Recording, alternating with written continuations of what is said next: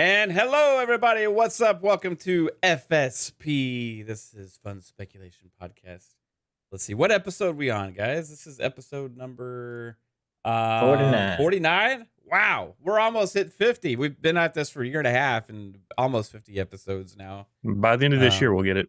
Yeah. We'll hit it. Yeah, we've had, this is one of the shows, unfortunately, just because, you know, Monday nights sometimes get a little crazy, that has been postponed or canceled at times, but we're still putting up 50 shows almost, guys, and we got some OG Fun Speculation people here today. 3-Bit is making his long-awaited return. The muzzle is off, and you're allowed to speak again on shows. Super glad to have you back. So we'll start with you, bro. What's up, 3-Bit? How you doing? Doing pretty good, man. I've been really busy these past few weeks. And I've been in the chats though, watching you guys. Been wanting to talk, but I couldn't. But I am back. I still got to be careful what I say with certain things. But yeah, it's really good week for gaming. A lot of cool games are coming out.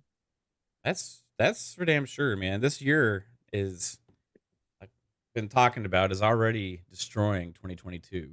You know, between a lot of the games that have been releasing are not only releasing at a much better pace than last year, but also really good games. Even as crazy as we knew this year was going to be, still got surprises like Hi-Fi Rush, stuff like that. Some of us were surprised about this, some of us not so much for whatever reason. But 3 of us here didn't know about that game whatsoever at all. So super glad that happened, and that these games keep coming out and also seem like they're pretty damn good. It was a lot better the second time I watched it. Like when I watched the it, Dev Direct. like with it. Yeah. It was like when I watched it the second time, it was like I was almost watching it for the first time. Yep. It was like what? Part of the reason 3-Bit couldn't be on the shows for last month is because he had been privy to some of that stuff, you know, that we all got revealed and things, and but it's cool. I'm just glad you're back, bro, and we get to have fun and have some awesome discussions. But let's get to the other guys here. Fuzzy, Mr. Consistency, is here as always, as well as his other 20 shows he does every week in the podcast scene. What's up, Fuzzy One? How you doing, bro? Doing pretty good. Been busy playing Undisputed these past few days, and man, just gives me all the fight night vibes that I want. It's a little bit on the early side just because there's only like 50 fighters in it and stuff like that, and only a few fighting venues or rings and stuff. But man, I can't wait until that thing gets fleshed out a bit more before it comes to console. And yeah, EA definitely needs to hurry up and get another fight night going as well, just so we have more of these fighting games coming out. Yeah. Oh, and I even tried the was it Guilty Gear demo for a bit. Haven't had a chance to download that yet. Guilty Gear Strive, I've been waiting for that. That was a game that's been on PlayStation for a while, and finally making its way to Xbox. And Guilty Gear is a good franchise. I've been playing that since the good old days, you know. Yeah, so glad we get to dive into that. It's the resurgence of fighting games for the meantime. Yeah, it's gonna get even crazier in June, man, because you know Guilty Gear's coming out on that's in Game Pass, I think, too, right? And then we also get in June Tekken 8. We get Street Fighter 6 happening. I'm anticipating another Ed Boon game to drop this year that they haven't officially revealed yet, but I think come E3 or so we'll probably get an announcement of that game. But let's get to the realist himself, also Mr. Consistency. Just here every show we do, just about Mr. Jasper. What's up, bro? How are you? Yo, been all right, I guess. Finally got every achievement for Spoken, so I'm done with that game for now.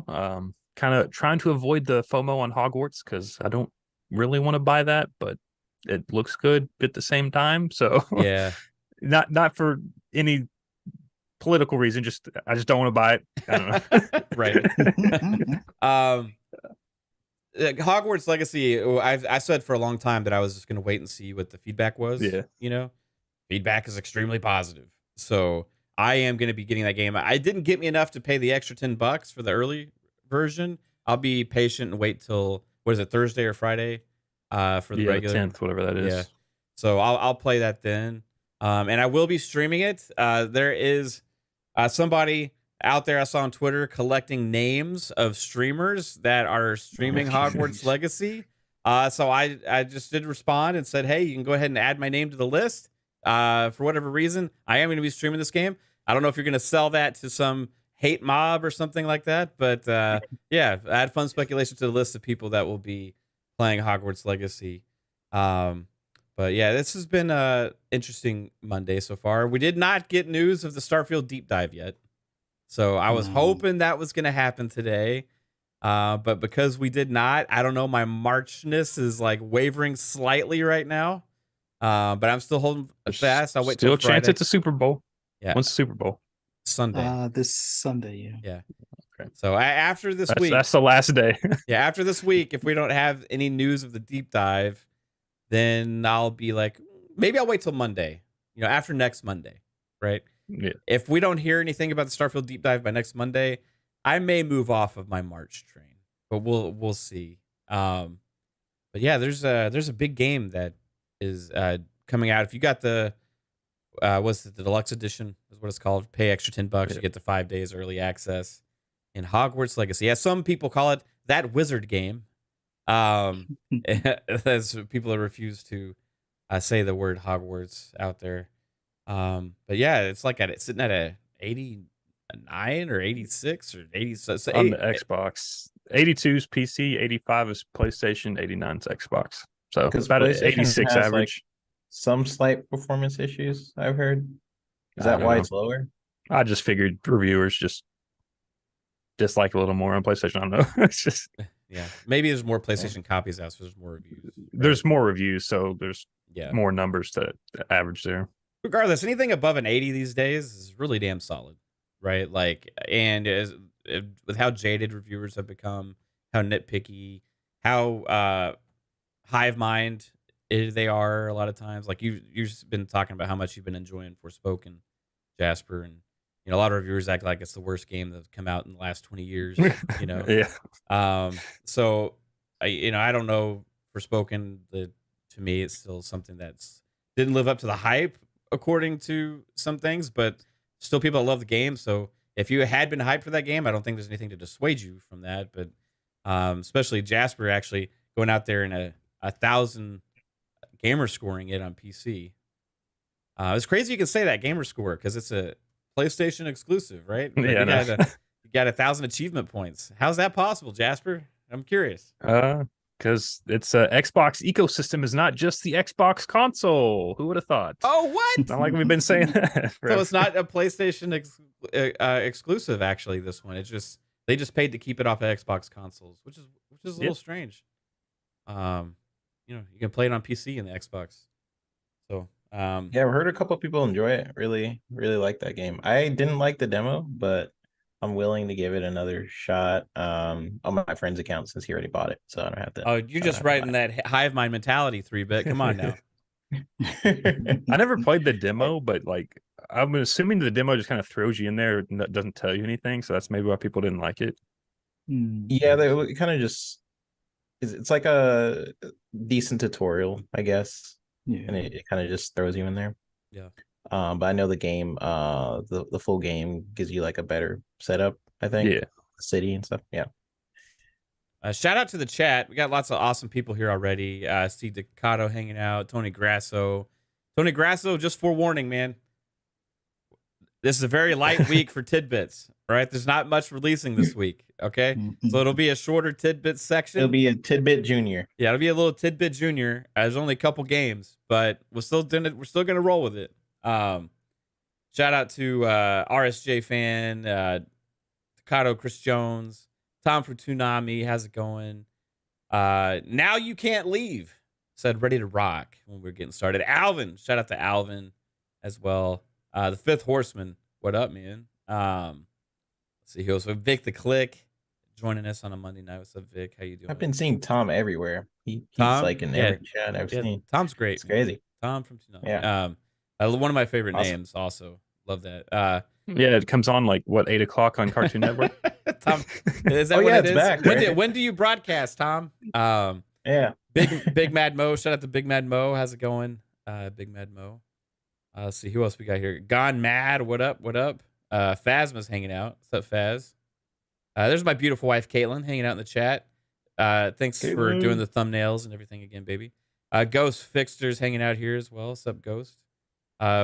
Appreciate you all. Tony Grasso says, I mean, that's a little upsetting about tidbits. Hey, it's not me. You can blame the game schedulers out there. Whoever's in charge of scheduling game releases, they decided that this was a big week for one specific game, and everything else should hold off, I guess. Speaking of big week, I feel like Hogwarts Legacy might end up becoming one of the best-selling games of the year, despite the controversy behind it. And in fact, almost like I feel like controversy may be helping it a little bit because it's becoming more discussed than it would have otherwise. Always does. Yeah. It's crazy how that works, right? Cancel culture. Any press is backfiring. good press. Yeah. I don't buy, I got to say, cancel culture kind of sucks. Now, it depends on what it is. So, there's some out there that's, I think, could be justified, right? A pedophile, you don't want to support that, right? R. Kelly, if I Believe I Can Fly comes on, I'm like, oh man, I don't know. Should I be listening to this right now? I don't know. I used to love this fucking song, Space Jam and all that, but there's some, I'm not down with kidnapping women and peeing on them and stuff. So I don't know how I feel about that. But somebody cancel culturing a whole franchise based on one person's opinion, you know what I mean? Whether you like it or not is a little to the extreme for me, right? Like I don't know. I feel like a cancel culture's worst nightmare. I put this on Twitter earlier. Would be like if J.K. Rowling made millions of dollars on this franchise right now in Hogwarts Legacy, the game, and then she went and spent it all on Chick-fil-A sandwiches, right? And that'd be really upsetting for a lot of people. I feel like here's the thing. I want everybody to be who they are and feel free to be who they want to be. I've 100% stand for that, right? But I also don't feel like people that are preaching about being labeled shouldn't go out there and cancel people and label them as anti something because they like a game, right? So if you're against labels, why are you going out there and labeling people and calling them anti this, anti that because they like a fucking video game? You know what I mean? It just seems a little contradictory and a little bit Meanwhile, BS to me. they tweet that from their $1,500 iPhone that's made by child slaves. So Yeah. Right. Exactly. Yeah. Or Elon Musk, who is, pretty terrible on Twitter, Yeah. Yeah, it's a weird thing. Like, I do think it needs to be definitely discussed because of how many, first off, someone making a website to find the people who are streaming the game, just to go after and attack them in chats is pretty bonkers. Yeah. Like I understand you like boycotting a game, but to basically 100%. like if that's your position, you want to boycott the game. Like I don't agree with J.K. Rowling, et cetera, et cetera. Cool. Your money, your decision, right? I support whatever anybody decides to do for themselves, right? If anything, like I would say having some of the devs speaking out against JK and also a lot of the devs who are working on the game by you not supporting it is not really hurting JK, who's rolling around in money, kind of like already. It's hurting the people who love the Harry Potter franchise more so than JK. So I don't know. It's like it's a weird thing to navigate. Like if you're boycotting the game, you're not doing much. But I do understand for like the people who like if you want to boycott the game, but don't go after people who want to play a Harry Potter game. It's a little like what you're saying, Mav, pretty contradictory. And a lot of people are gonna just like buy it out of spite because you're attacking them. They're gonna like buy an extra copy, just be like, fuck you. Like so it's like you're just making people buy more. Yeah, like Yeah. if you really are trying to support those movements, then I would say donate. Yeah. Use that money. That if you're boycotting the game, then use that money, I guess, to put it in a trans fund. And that's your way to, I mean, help the movement and stuff like that. But Sure. like, she has so much money by you boycotting the game. I don't know, it's not gonna do much. It's gonna actually hurt the devs who love Harry Potter and who are really passionate about it. So I don't know. I'm like kind of on the fence about it. What do you guys think? I mean, it is if the game didn't sell one copy, she's already paid. So it's already been a done deal. I, I wouldn't hold it against the devs. I wouldn't hold it against anybody that enjoys the franchise or the series despite the creator. I mean, if we're going to focus on the creators of series, how many people enjoy everything that is associated with Disney? But yet we all know Disney had a bit of a jaded personal view Ooh, or those past as far as how he 1920s, those 1920 animated shows, they don't hold up. exactly. So I mean, I totally understand having, whatever feelings or grudge against that creator. Yeah. But it's one thing to voice your opinion on that, and it's another thing to purposely go out and attack those that may support the end result or artwork or product or what have you from that individual, or from licensing from that individual. I mean, I And the kind devs of look get at bonuses, by the way. Like all the yeah. devs who are working on the game get bonuses based on the sales. So Mhm. that's helping them, people who clearly have put out their support against JK, I So think they're it's gonna like hit those bonuses with this game. I think it's gonna do Yeah. really, really well, selling pretty and well. not just Yeah. because of Yeah. this. I think it's because they made a good game, right? Like ultimately, that's what matters most at the end of the day. Is this game good? Is it something people are interested in? And Mhm. like, are you going to be able to have fun with it? And I feel like they hit a lot of those check marks. And for me, like I said, I was on the fence for this game just because I'm not the biggest Harry Potter fan out there, right? That's why I'm on the I've fence. watched most of the movies. Expelliarmus. I've watched most of the movies, right? And I thought it was cool and all, but I'm not like a Harry Potter uber fan. I didn't read all the books, all that stuff. And I had trepidations that I'd just be walking around schools doing fetch quests a lot and stuff like that. But there's a lot of stuff in this game that looks pretty damn awesome to me. And it was gonna, like I said before, come back to how it was received. And not that I just always go based on reviews, but when I'm on the fence about something, it helps reassure me that the game isn't crap, you know. And so I'm gonna get the game, And if somebody tells me I'm a horrible person for buying a video game, then I'd say you got other issues in your life, right? Like if you want to make a decision for yourself, right, with your money, right, and that you invested in, or you worked hard for all that stuff, I'm happy for you to put your money wherever your mouth is, right? Go for it, right? For me, if I want to play something, I'm not necessarily worried about what some lady said on the internet. You know what I mean? Like now there's levels to this, obviously, right? And I think there's, like I explained earlier, but I don't know, like there's people's opinions on things aren't going to dissuade me from liking a creation, right? It's just something for people to enjoy. And this happened back also with Diablo 2 Resurrected, right? Because at the time when that was releasing, a lot of the accusations from ABK had recently come out, right? About workplace culture.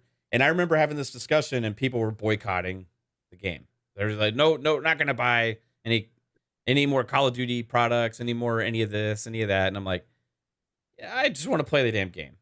You know what I mean? I'm sorry, right? I like Diablo. I wanted to give it another go. I wanted to live that nostalgia, like franchise I've loved for a long time.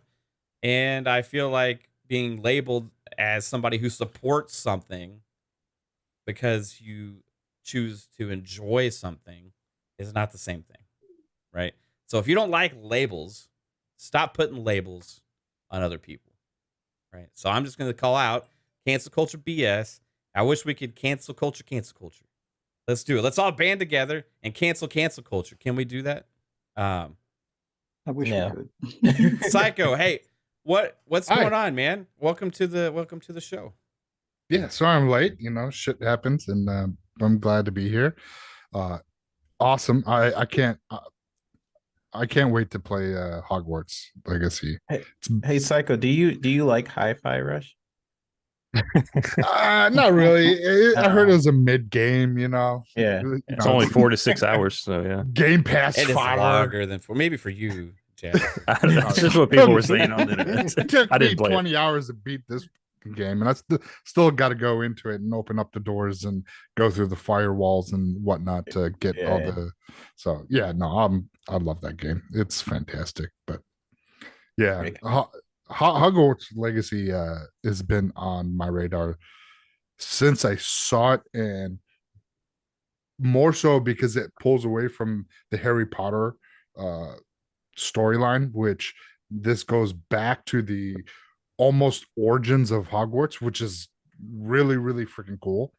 I don't know if it's the timeline where we see Salazar Slytherin and Ravenclaw and the founding people of the houses. I don't know if it's that far back, if it's that origin timeline of Hogwarts, but it was just very interesting to me that this is back. I think it's what late 1800s. I think 1896 or something. Yeah, I think it's like 100 years before the Harry Potter movies or whatever.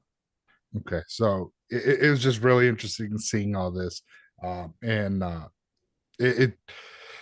there's just so much lore in the wizarding world of Harry Potter that they, you know, like. I like the story, so I'm not going to get too political into it because we can go down the rabbit hole real quick. But yeah, I like the story. I like the premise, the universe of the Harry Potter. It's really cool to see how they interacted with Muggles and how that, if it goes into that, and how massive the game is, and it's just not confined into the actual school itself, that you can walk around on the land. You can go into the dark forest, the dark woods, you can go to Hogsmeade, so there's a lot of it's quite expansive in the universe that you always hear about, but not every game that came out that was Harry Potter kind of touched onto that, unless it would be like the sequel. I could only imagine them like you get to go to another school like that's in another like country or whatever. Oh yeah, like, there's so many. I mean, there's Bulgaria, multiple wizard schools, so like yeah, there's maybe you like get to travel to those in the next game or something. That would be cool. Yeah, that'd be really neat. And I don't know where if it's around the same timeline where the school in America, but I know like the Bulgarian and the Irish, and so there's a lot of European wizarding schools. So there's so much to expand in this universe going forward. So it's not just like, they could do like the Tri-Wizard Cup. That'd be really freaking cool to see multiple schools play, then now you're a part of the Tri-Wizard Cup and just so many other things. And I forgot that Psycho's such a Harry Potter geek. I am. I freaking love Harry Potter. They're great movies. I watched them with my kids, so it's one of those things that we grew up on. I read the books. I watched the movies, and at the time, Deathly Hallows just came out on book, and I read the book because I was the movies just freaking captivated me. So I read the book and I was like, holy crap. And the crazy thing is reading the book, then watching the movie, you see how much has changed, and you're like, wow, why did they do this and why didn't they do that? And it was just real interesting. And because of that, I went back and read the books, and crazy, especially Half-Blood Prince, how much different it is from the movies. But yeah, I think it's like one of the best adaptions though. At the same time, Oh like yeah, because oh yeah, it's very hard to adapt from books to movies, and I feel yes. like Harry Potter and Lord of the Rings are like the top tier, and how they adapted it and everything. What house are you, Psycho? I forgot. I went to the Wizarding Pottermore, whatever that was Do you get to called. pick your house in this game, or does it auto sort you with the hat? I think you pick your house, right? You can pick, but you could, I believe, you can also auto sort if you wanted to. Let the hat choose. Yeah, But you can. So if you sync up the Pottermore account to the game, to WB, so the game will then give you the wand that you picked, I believe your Patronus, and the house that the actual website chose when you did the little essay. It shows you. I was a Ravenclaw. I always thought I was a freaking Hufflepuff. I made a fake account and I got Gryffindor because I was like, I don't care about Harry Potter, so like that I'd have to redo the fucking quiz. Yeah, well, Gryffindor is like the Ravenclaw. noble house, and Ravenclaw is like the intellectual house, and then Hufflepuff is more the chill, kind of like laid back, Yeah. house, and then Slytherin is just the rowdy kids, the bad guys. Just the way you described it, I feel like you're a Hufflepuff. Well, I am. That's what I always thought I was going to be, and then it chose me Ravenclaw. So I was like, okay. I honestly am not surprised that Jasper got Gryffindor though, because he is Harry Potter's twin, isn't he? I mean, Daniel Radcliffe. You could have been in the movies, man. If you were you a stunt double or no lie, like all throughout fucking like middle school and like elementary school, that's all I fucking got. I was like, oh, you're Harry Potter. That's fucking great, man. I am not the boy who lived, damn it. We're sitting here talking about Harry Potter, and I just looked at Jasper. I'm like, wait a second, he's on the fucking show right now. All I had to do is put a little lightning bolt on my forehead or whatever the fuck, and then like you get round glasses. You got to get the round glasses and the little bolt. You got to get the flash bolt, so it's like toot toot toot. And that's it. Good Halloween costume. Oh yeah. What was it like? Fucking robe. What was it like fighting Lord Voldemort, though, bro? Like, it is easy. And why did you destroy the Elder Wand? What's up with that? Seriously, because it's my precious. I don't know. That's Lord of the Rings, I think, right? We're crossing brands. You get it off day. Don't cross the streams there, Jasper. I don't know. I watched like 2 Harry Potter movies, so. I bought Harry Potter. I bought the case, the collector's back on the HD DVD, if you remember, on the 360. So it came with the Harry Potter traveling trunk with episode movies 1 through 5. So I think it went up to what is it? The Order of the Phoenix. So 1 through 5 is in that, and then when that died, Blu-ray came out. So I bought the Ultimate Edition. So I bought 1 through 7 in that, and then I bought the 4K version when that came out. So nice. I'm more of a Harry Potter dork. Yeah, there goes Jasper hiding his Harry Potterness right there. I mean, no, I turned off my. I got some DVDs you want to borrow, Jasper. Well, I mean, I understand why you only watched 2 movies though, because you're probably getting pissed off. Like, how did they get the rights to my life story? Like, this is like a biopic. And it's like we don't use wands. We just fucking turn off the lights in the closet. Like it's like maybe talk to a lawyer, or I mean, I spoke to somebody about that, bro. Shout out to Jasper's in the corner in the chat. Shout out to Dirt. What's up, Dirt? That's crazy. Yeah, you need to watch the movies. You only watched 2 of them. I watched the first one and the second one like all the way through, and then like the other ones I've seen like 15 minutes of each. It's like on TBS back in the day. The first one is so slow, and like most of them are building up. So I would say 3 is the best. 3 is one of the best. Prison of Azkaban. Really you were probably like that same age too, weren't you? When this came out, right? So like just about. Yeah, that's crazy. 4 Goblet of Fire is weird. It's like because you kind of seen Harry's kind of like that age that he's transitioning into teenagers. So it's going through that's when he has all the shaggy hair, and it's like and but like 6, but like after Order of Phoenix, 6 is Half-Blood Prince. That's really dark, and then they broke up 7 into 2 parts, and it's crazy how like when you read the The books, ending is epic. Like, just though, Yeah. if you get through the series just to get to that ending, it's pretty Mhm. dope.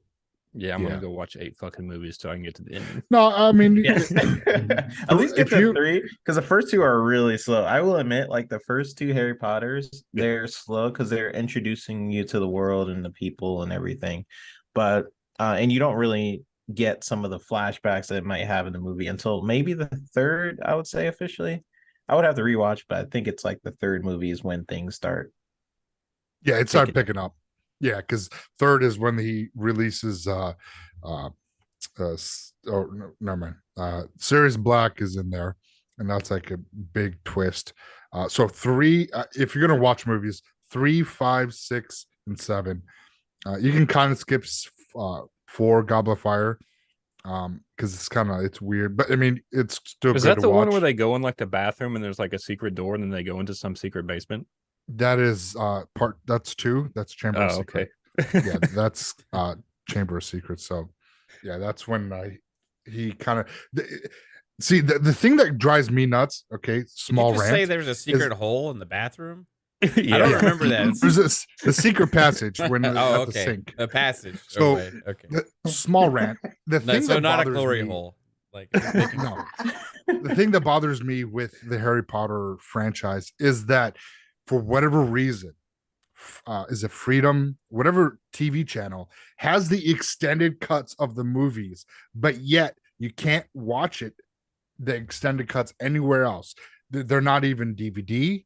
They're not even on even because they were on HBO Max. Now it's on Paramount Plus, and it's probably going to go back to HBO Max, but they don't have the extended versions, only on TV. It's the only time you can watch it.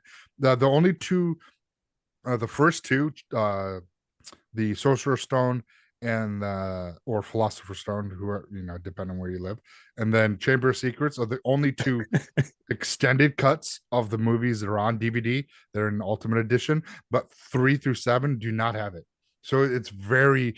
I'm like, are you serious? Like, I those Ultimate Editions were fucking like $50, and I was like, cool, because I like the extended. I want to see the extended movie, and here they are. They fucking don't have it. They stopped it for whatever reason. I don't know if it's some kind of clause that some contract they wrote. They didn't up want to with pay Freedom. J.K. Rowling.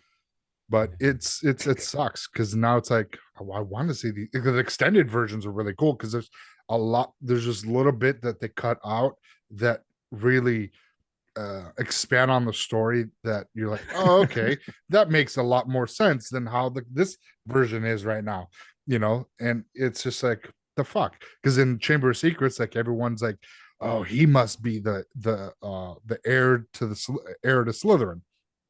And there's a dialogue when everyone's at the study hall. They're kind of talking about Harry Potter about it, and he overhears it, and then it's like it's just context that kind of that develops the story more, but they cut it out for theatrical release. But yeah, sorry. Yeah. Sorry. Is there a Rowling cut somewhere out there you can buy for like movies? No, there is not. The only episode Philosopher's Stone or Chamber of Secrets, the only 2 that have the extended versions that you can buy on Blu-ray. That's it.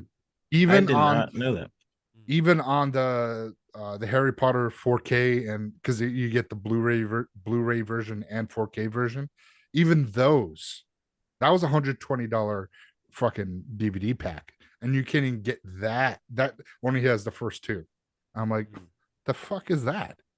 It's just bullshit. Yeah. I have all of the release movies. I these bought it things. like when it was like a ridiculous sale, like on digital, like on like Amazon or something like that. So I have them in my like digital collection. I was like, hey, I'm gonna introduce my daughter to Harry Potter because I'm sure she'll love it because all of her friends were starting to get into it. This was years ago, and we started watching, and it's like the first 2 movies were very slow. I remember watching them a lot back in the day when they all came out, and I was into it, and then I lost interest like after the 6th or something, so I haven't finished the series yet. I think it got awkward for me when they became like adults playing as children still, but we'll maybe finish it off sometime. But yeah, I'm going to play the game and I will stream it. So if anybody wants to cancel me, I'm cool with that. And we'll have fun playing some Hogwarts. In other news, guys, it looks like some little bits of information are starting to appear on Xbox's website. Have you done any web crawling, Fuzzy, about this Ubisoft Plus stuff? Because I know that's up your alley. It's been showing up here. People are saying Ubisoft Plus is gonna be imminent now because they found stuff on the website. I think it was the Talk back about end of Xbox, not the Ubisoft. Yeah. website. What? Did I say Ubisoft? I'm in Xbox. Yeah, because it's like in the Xbox itself, not like on the website. I think you have to have the API. So you can Oh, get, in like, the back-end actual server Xbox stuff. itself? Okay. Like, yeah, you have to have back-end server API to see it. Okay. Well, yeah, they got the new icons or something going. Yeah. There was several different things that started. Somebody said there was some images and then also some wording. Yeah, because some of the player cards they show the U and the plus, yeah, for you play plus, and but that's very interesting because that's you play plus. I think Jez may have said that there was like reports of it being shown on the Xbox PC app with like Far Cry or something like that, like in Game Pass. But the thing is that it's not like you play classic, you play light, it's plus. What we've been saying. Yeah, which is what they announced. They announced that Plus was coming. Yeah, Plus, but it's because I don't think that if you go even onto Sony's store, it shows the Plus. Yeah, because they announced Plus for. They did announce Plus for Sony after Xbox One, right? Yeah, they announced Xbox. Ubisoft Plus was coming to Xbox, and then a couple months later, they announced that Ubisoft Plus was also coming to PlayStation.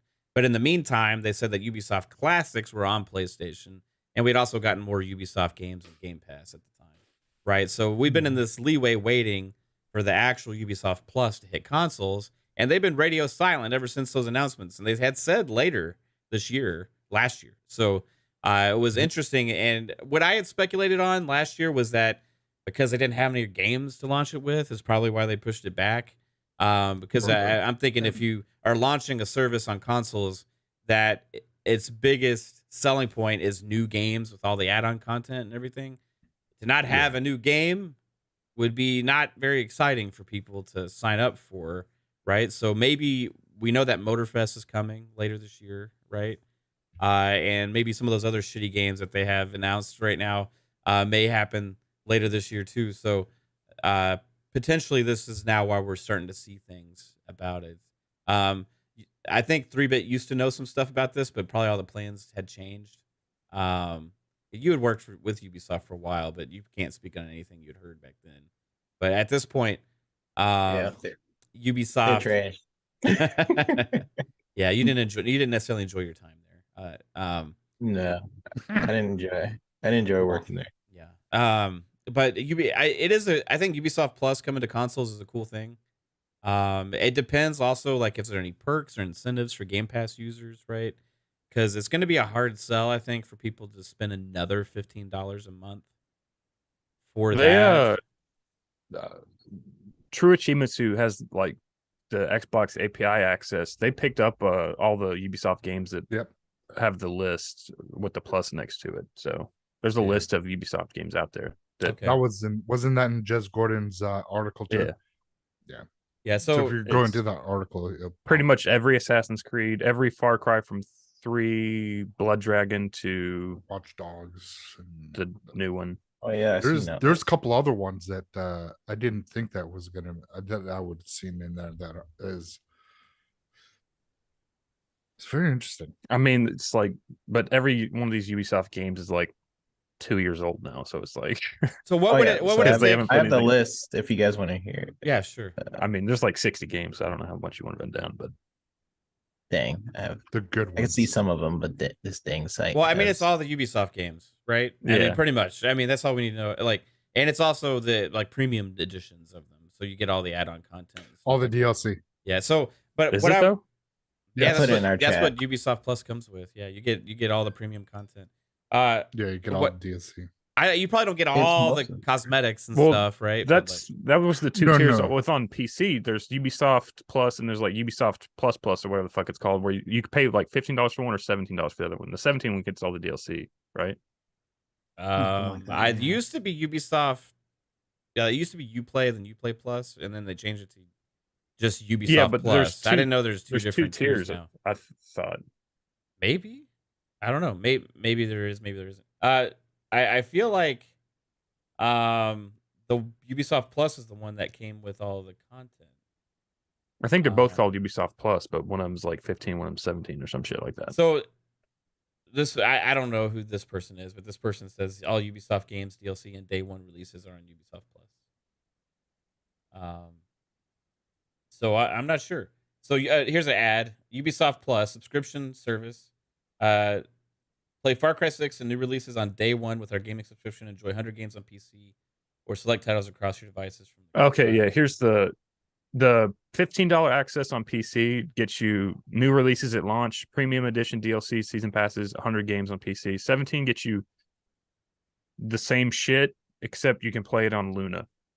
Okay. Yeah, So they okay. both come with the premium stuff, Yeah. right? So I got a question, Fuzz, for you first, Fuzz. What would it take for you to decide to subscribe to Ubisoft Plus on console? Would you need like an incentive as a Game Pass subscriber, like a discount, or would you be willing just to go all in on it because there's enough content there for you? What are your thoughts? Well, it's hard for me because most of the games from Ubisoft that I like, I already own. So there really isn't much that subscription service is going to do for me at this point.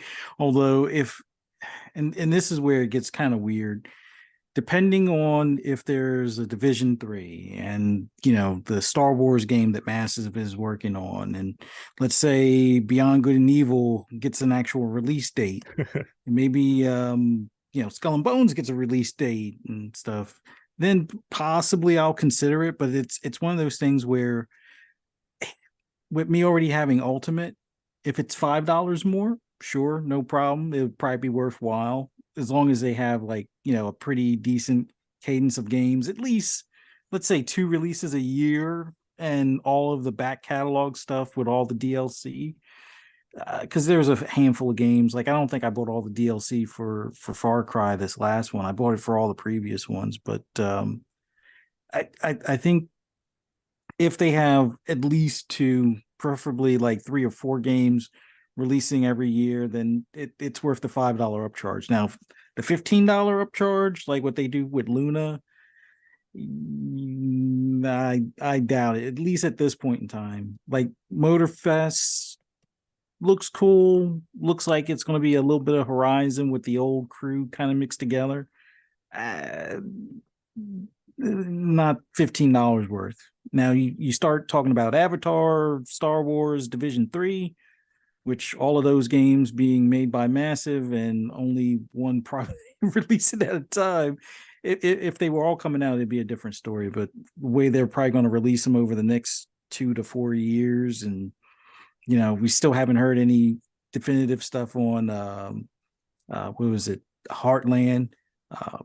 And it's a tough sell for me. But like I said, I would definitely enjoy them putting all the stuff as far as like the same Ubisoft Classic into like a Game Pass Ultimate add-on, kind of like the way EA is. But I already own most of those games, so it would just be a matter of having people that I'm friends with that didn't buy the games possibly hop in and play some Division or something like that. But yeah, I was just going through the Ubisoft thing. It seems like they're starting to get into some third-party deals on Ubisoft Plus for PC. Like, it's not like big games; it's just indie games. Like, they got Lake, which I know Caitlin liked. There's a Evans Remains, some other indie game, Iris. So there's like a bunch of small indie games that they're like starting to put into their service. So it's not just all Ubisoft stuff anymore like it used to be. So maybe they're going to start spinning that out. I don't know. Yeah, I got the list here. Thanks 3-Bit for sending the link. I'm just letting it scroll through on the stream here, but there's all the Assassin's Creed games, the whole Ezio collection. The new Assassin's Creed games will be there when they come out day one as well. At that point, that's when I like probably subscribe, is like when there's something I was going to buy. You know what I mean? But what I do hope is they implement this somehow. Like, I understand they already they clarified after the original announcement that this is not within Game Pass. They said this is a separate service, right? However, that doesn't mean that they can't offer incentives as a Game Pass subscriber for Ubisoft Plus, or give a discount or something like that, a perk, right? They've done with other services. Sometimes you get 3 months free or whatever, Or like play 3 days early with Yeah. new Ubisoft titles, something like that. Yeah. So some things like that. What I'm hoping is you get a discounted price for it, a significant discounted price for it, because I don't want it to get to a point to where now, like TV, right? I am now thinking about, I got to subscribe to like, I got my Xbox subscription service, which destroys all of them, right? I mean, you get a lot of Ubisoft games in there right now as well. You got Xbox, you got, okay, now I'm gonna need to get EA Play Plus, and then Ubisoft Plus, and then let's see, WB Plus, fucking a 2K Plus. I mean, take two, whatever. I don't want to get to the time where we're paying like $300 a year on subscription services to different publishers, right? I don't think feel like that's there's a enough. harder sell because some of them only put out like 1 or 2 games a year, so it's like Right. No, exactly. There's not enough content for them. Like, the thing about Game Pass is you have all these games from all these different publishers. You got indie games, you got AA games, you got AAA games, you get all of Xbox first party day one, and all these different things. You get all the perks for it as well. Different ways of earning rewards with Microsoft Rewards because you have Game Pass as well. Like, all these, there's a million incentives there. EA Play is included in Game Pass Ultimate as well. So it's harder sell to ask for the same price as Game Pass Ultimate for me when you're only offering a fraction of the same value. The same reason I feel like PS Plus Extra is way inferior to Game Pass, right? Because you're literally, even though you have a lot of games, there's no new ones in that service, right? Like, once a year right now, like we got Stray was new. What's the last new game that's been in PS Plus Extra? That's it. Returnal, but that was what? Well, that was a 14-month-old game. 14 months. Yeah. So that's not even a new game. And they have still yet to put GT7 in there. They still yet to put a lot of the games they bought. Bungie, the Destiny is still, as far as I know, still not in weird there. that like GT7 is not. I feel like that's a perfect game for PS Plus. Yeah. And then they're taking away the show. the 20 plus games, right? Like, they're taking away like they're removing 24. They're removing the PS 24 Plus games. collection, which was that if you buy a PS5 incentive, right? So that they got that Back for Blood. that was if you get a PS5, you get this collection of PS4 classics, right? And that was cool as an incentive. They're removing that for some reason. I guess they decided they wanted to. I feel like they got rid of that to promote the value of Extra, because they already give away some of the best parts of Extra for free, right? And that's probably why they removed it. Because I don't think Extra is doing well at all. I don't think they're getting any subscribers for it. No, that's what is that, the premium tier, or is that the middle tier? That's the middle tier. That's the one that competes more directly with Game Pass. I fucking hate their name. And it's not even. And when I say that, that's the closest thing they have to Game Pass. Like, they don't have anything that actually competes with Game Pass, because they don't have anything that drops day one games. I mean, and they're not even just from Xbox first party. I mean, you talk about Game Pass, you're talking about. I mean, we're getting Lies of P, we're getting Wolong. You had Monster Hunter Rise just drop in there. You have all these different things dropping left and right. Age 2 we just got Definitive Edition on consoles, right? Hi-Fi Rush, it was day one. But Atomic Heart next week. Yeah, Atomic Heart, you got Replaced. You got Silk Song launching day one this year 2. as well. Like Soccer 2. I mean, there's so many other incentives besides just the first party for Game Pass. Yeah. PlayStation doesn't have their first party, and they don't have any of the third party. All they have They got is a Gotham Knights demo. Whoa, that is very nice. So there's not a really 1-to-1 there, but they're asking for more money for it. Yeah, because the premium one has the classic PlayStation games behind the paywall. So like the back compat games if you want to play those, you got to pay for the premium, correct? That's like $19. Yeah, think. but they even started gatekeeping some of the other games into premium. I remember there was 1 or 2 games that they put in premium that Yeah, there's some that was they weird. put in premium to kind of like, oh, it's not only old games, it's somewhat older or newer games. Yeah. But it's fucking weird. It just But seems like it was a I- really shitty model that they came up with that they weren't ready to see. You know, we all knew It's that. not It was really just you know what makes it marketed. worse? You can download Dolphin on your Series X or S and actually play PS1 and PS2 games. Emulate it. What? bing. Yep. Well, Dolphins Yes, for sir. GameCube, right? Yeah. You can do you can do GameCube, you can do PS1, PS2, Dreamcast too. the I old believe. 360. I think even the original Xbox Yeah, it's games different that emulators. aren't- You just have to find. There was Aren't just an back-compatible. emulator that came out that could play 360 games. Which Yeah. is really cool. Yeah, I'm that definitely one gonna you try don't. that. Yeah, you don't have to be in developer mode for that one. That one you just go to Download the through the app, yeah. website, download the app, and then you can boot up whatever game, whatever ISOs that you can find. You can just download it. The 360 James Bond is in there, and someone was Nice. playing it, and I was just like, oh my god, no flaws, no nothing, no bugs as this one has. It's like, what? Okay, so it's awesome to see. But Pretty sure Tony Hawk, because I've been wanting to play. There's only a few 360 slash original Xbox games I wanted to go back on. It's like Tony Hawk Underground, which is why I really want this deal to go through so they could add that in backward compatibility program. Or shoot, what was the other one? The other game was Def Jam. Mm. Those are like the 2 games I wanted to go and check out, but they are not available. if it's in Um, 360, it might be in that emulator. Do you think they have an original? Because I think Def Jam. I know What Underground. game you look at? was- Def Jam? Def look for- Jam Fight for New York. I'll just see if Oh. there's any ROMs out there. I think that was original Xbox. So if they do Yeah. have that, that'd be cool. There are emulators. I don't know if it's the same emulator that you can run without being in developer mode. That was the big thing about this one, is that it doesn't need to be developer mode as the Yeah. other emulators. So that was like the big. So you have to see if that one it corresponds with those ISOs so you can use them.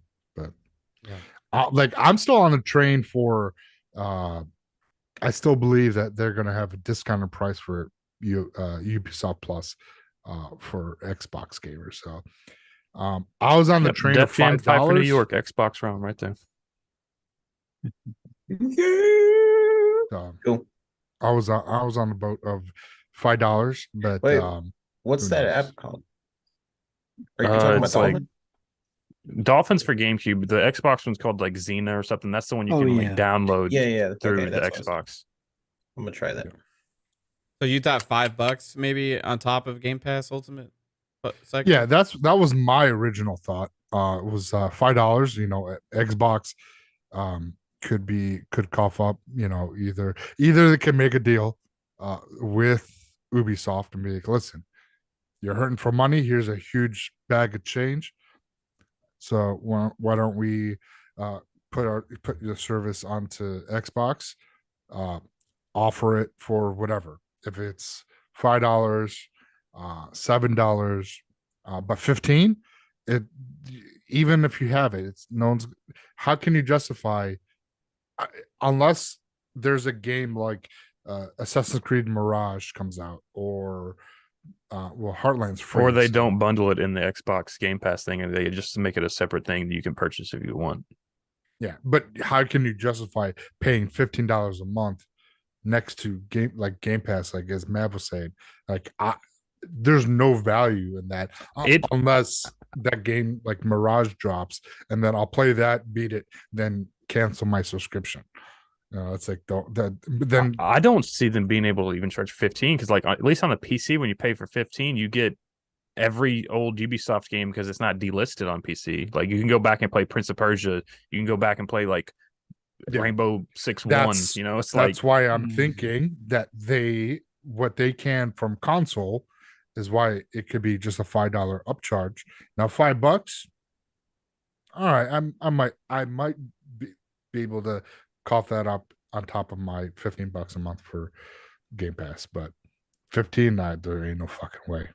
Because I think it's because they did not mention prices, so we'll see.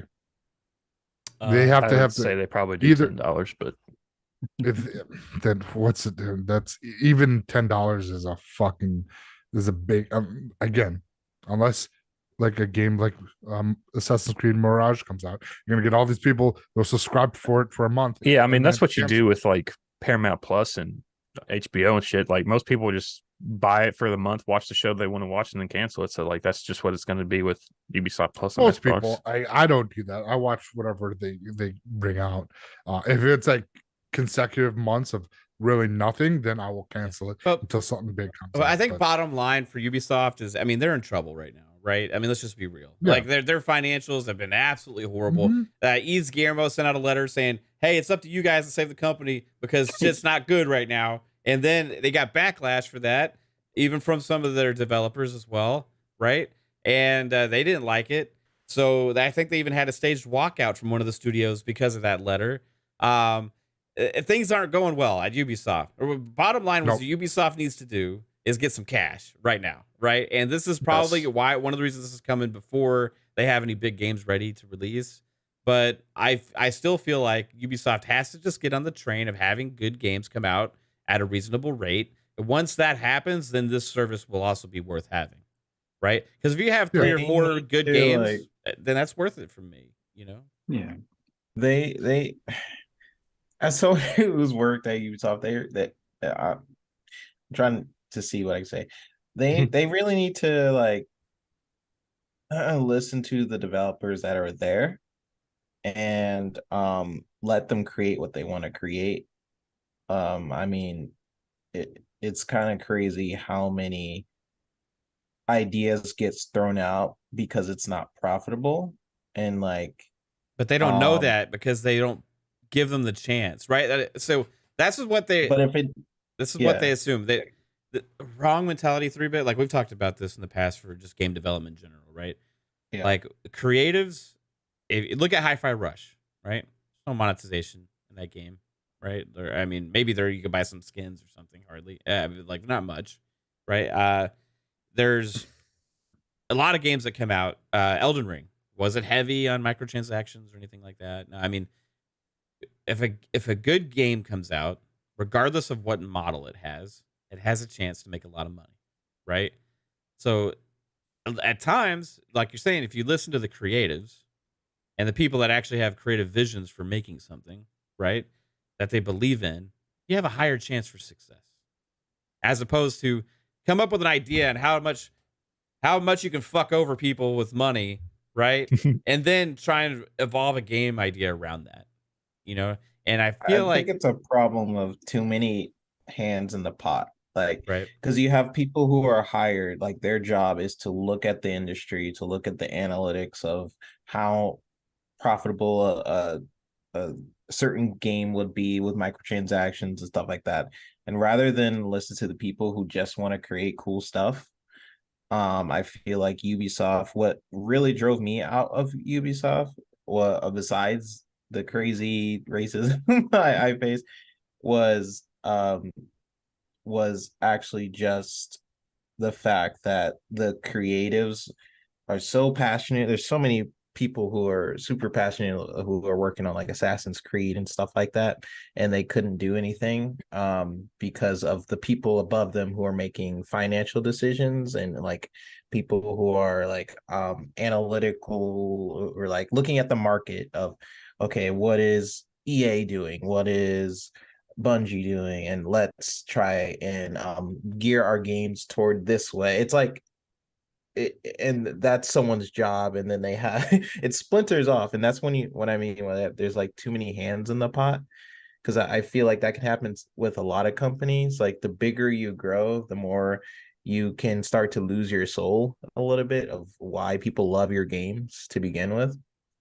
And unfortunately that's just a thing within the industry too. Like sort of chasing trends and chasing what you think is successful rather than let's make a good game and then Yeah. worry about the money after. And Yeah. that's what made Ubisoft successful.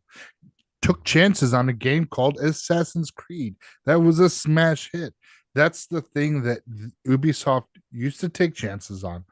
Games that were like, okay, let's see how this is. And it was successful. You know, it's for them to get away from that and now chasing the dollar instead of giving gamers what they would like to play. It's just like if it's something they like to play, they'll pay for content. But if it's something they're not going to enjoy, guess what? I ain't going to give a fucking penny to a company that is obviously out for my buck. Well, make a game that I want to play. I mean, And that's that's the every thing. company. Yeah, but I know what you're those just being. they I'm make just fucking games with that you want to play. Yeah, And EA that's the even thing. has had a pass with that, but they've gotten better where EA is doing like Yeah. single player games too now, right? They step on their dick too every once in a while, Yeah, they but do. it's I've heard EA is actually pretty good to work with, which is pretty fun. So you and 'cause you I, at three, but you come like from a different perspective because you actually worked with them, right? And you had just alluded to stuff that you've kept secret out in the public. You've told us some of these things, right? Like with That's things, what's cool. things that have he didn't say shit to us. What are you talking about? things that no, I mean I'm not talking about secrets, but things that have happened to you there, right? Like yeah, that, Oh, and you yeah, just kind of let actually. it. You kind of let it out a little bit, right? yeah, that was the first time I let it out. I just wanted to acknowledge that you But- actually let that out. But like, here's the thing: like you've made the decision not to talk a lot about that stuff in the past because obviously you didn't want to open up a can of worms. You know what I mean? Like, and there's a lot of shit that we've heard, not from just 3-bit, like just people like that has been out there in the public too, forums and stuff about stuff with Ubisoft, and we all know the workplace culture stuff that's happened. And I just say based on stuff you heard and conversations that I had with you in the past, like this stuff's real, right? And it affected your taste to work in the video game industry, which you ended up deciding to take some contract work with the Xbox, and you had a much better experience with some of their studios and stuff like that, right? yeah, But you kind of have a different because you've seen it, right? Like you have direct knowledge and not some stuff that you can really share, I don't think, but of maybe why they're in the boat that they're in, right? So yeah, for sure. Like, I mean, I've been talking to these guys about it for a while. I'm sort of jumping out of the gaming industry more so into like the commercial side of things. Just because I enjoy it a lot more. So there's a lot of sort of politics that goes into big games. So I would when's the say- next Xbox developer direct then? I have no idea. I'll say that working with Ubisoft made me not want to be a game developer anymore, just because of how chaotic it was. And these guys know what the heck I'm talking about. Yeah. That's putting it And then when I nicely. jumped with Xbox, I realized how it's supposed to be, but it's still like it still off-put me a little bit. Like working with the Fable team was awesome, and there's a lot of like super talented people over there. And there's a lot of talented people at Ubisoft. It's really just it goes to show you like the amount of like how important project managing is according to their studios. Like it's very like the DNA of a studio is so it's really important to how well a game is going to come out. Like who's on that team, how do they structure the team, do they put too many people who are basically in charge of like analytics and stuff who are blocking the vision for a game just to make a profit, or like how teams are structured is per developer is really interesting to me, because it completely changed my experience as being in the industry. like I after working with Ubisoft, I didn't want to work with any developer ever again. Your assumption is It was they're my first. all the same, probably, right? Yeah, and I assumed all of them were the same. I got the opportunity to work with Xbox on Fable, and then I realized like, oh, there's actually better teams out there. What good But management does to what does game good studio. management do? Yeah, so Treat people yeah, with respect. it sucks because I love Ubisoft. It was Mm-hmm. weird, like loving Ubisoft or loving a franchise or a certain thing, and then you work for them and you realize like what's actually happening and stuff. It's such a weird feeling. Like imagine you work for let's say you love the Lord of the Rings trilogy and then you get a chance to work on it. It's like the most toxic thing ever. It's just it's weird. It's freaking Well, weird. the good news is I think Ubisoft's gonna have a pretty decent year if they can have their games actually come out this year. They got the Crew 3, Mirage coming out. Yeah. Maybe Avatar, maybe Skull and Bones. Oh, It's well, the thing well, with Ubisoft Plus, like it's not for me. I don't think it's for anyone really on this panel because they discount the heck out of their games, so most of us probably own it. It's Yeah, definitely not for us. if you wait like 2 or 3 months, you can buy those games for $15-20 anyway, right? Yeah, so it's not for us, but maybe there's a crowd out there who's never tried these games. They might be pretty good for. That's the lens I'm kind of looking at it from. The only thing that I really gravitate towards is Tom Clancy games. So yeah, I love big PC Tom Clancy Rainbow Six. I played all those what are the Eagle Watch and all those older Tom Clancy tactical shooters, and they got away from that. Like I love Graw, and then it's like they went into the Siege. Siege was not what it was supposed to be, and I mean that was it's like one of those they division. fucked over terrorist hunt mode. So it's like now it's just all PvP. It's like okay, Yeah. So it's I'm like it's like they get something and they overshoot the moon on the what they want to give, and they're like, well, we can't do this right now, or it's not in the budget to go that to deliver that dream that we had. So we get these of late these half-baked games. I mean, look at Breakout. That was just a buggy mess, and so it's like Tom Clancy stood for something. It was like quality, exciting, phenomenal games. Splinter Cell, Graw, the older Rainbow Six games. Those, I mean, Rainbow Six Vegas is probably 1 and 2 is probably one of the biggest and best tactical games that they brought out, and they have not gone back to that. It's like, oh, we're making a fortune with Siege, so let's just stick with this one trick pony and milk the fuck out of it until everyone hates it, and then we'll start developing something instead of working on something and then bring out the next best thing because they. Well, what's funny is like when and Siege passion. first came out, everyone hated it because it was so different from what people wanted, and then it just like there was a switch that flipped, and everyone was like, "Oh, this is actually really fun!" Like PvP, like destroying buildings and stuff. So it's like, yeah, and that's the thing. But we don't see that right now. We look at X Defined. If anyone played that, it was. It's still coming out. They're working on it. At least they took the Tom It was Clancy not name away from it. It's not Tom Clancy. That's all I can say. It's Tom not Clancy. Tom. I'm curious what shape that game's I in now. uninstalled it the other day. I was like, It's just The X-Defiant. thing is with that, like, they had a really cool idea with that because, like, fuck it, I don't care. I'm gonna say what I played. Yeah, you could like play on like a bunch of maps that were from other Tom Clancy games. I Like know. there was a multiplayer But- map that was like from the Division 2 and from the Mhm. Division 1. So it's like I don't know. It was cool premises, really cool premises. But it's like, what's up with this like fucking after school special? Like, all right, yeah, let's go. Like this, like, the characters are like, these are not Tom. Like, I didn't mind the characters. I just thought the gameplay was kind but of see, like for me, when It I reminded think me of X Tom, Defiant and that whole like the style of it. yeah, But that's what we're talking about. that's what we're talking about. Oh, okay. I thought you were talking. No, yeah. That's the thing with X Defiant. It did not feel like a serious Tom Clancy like characters.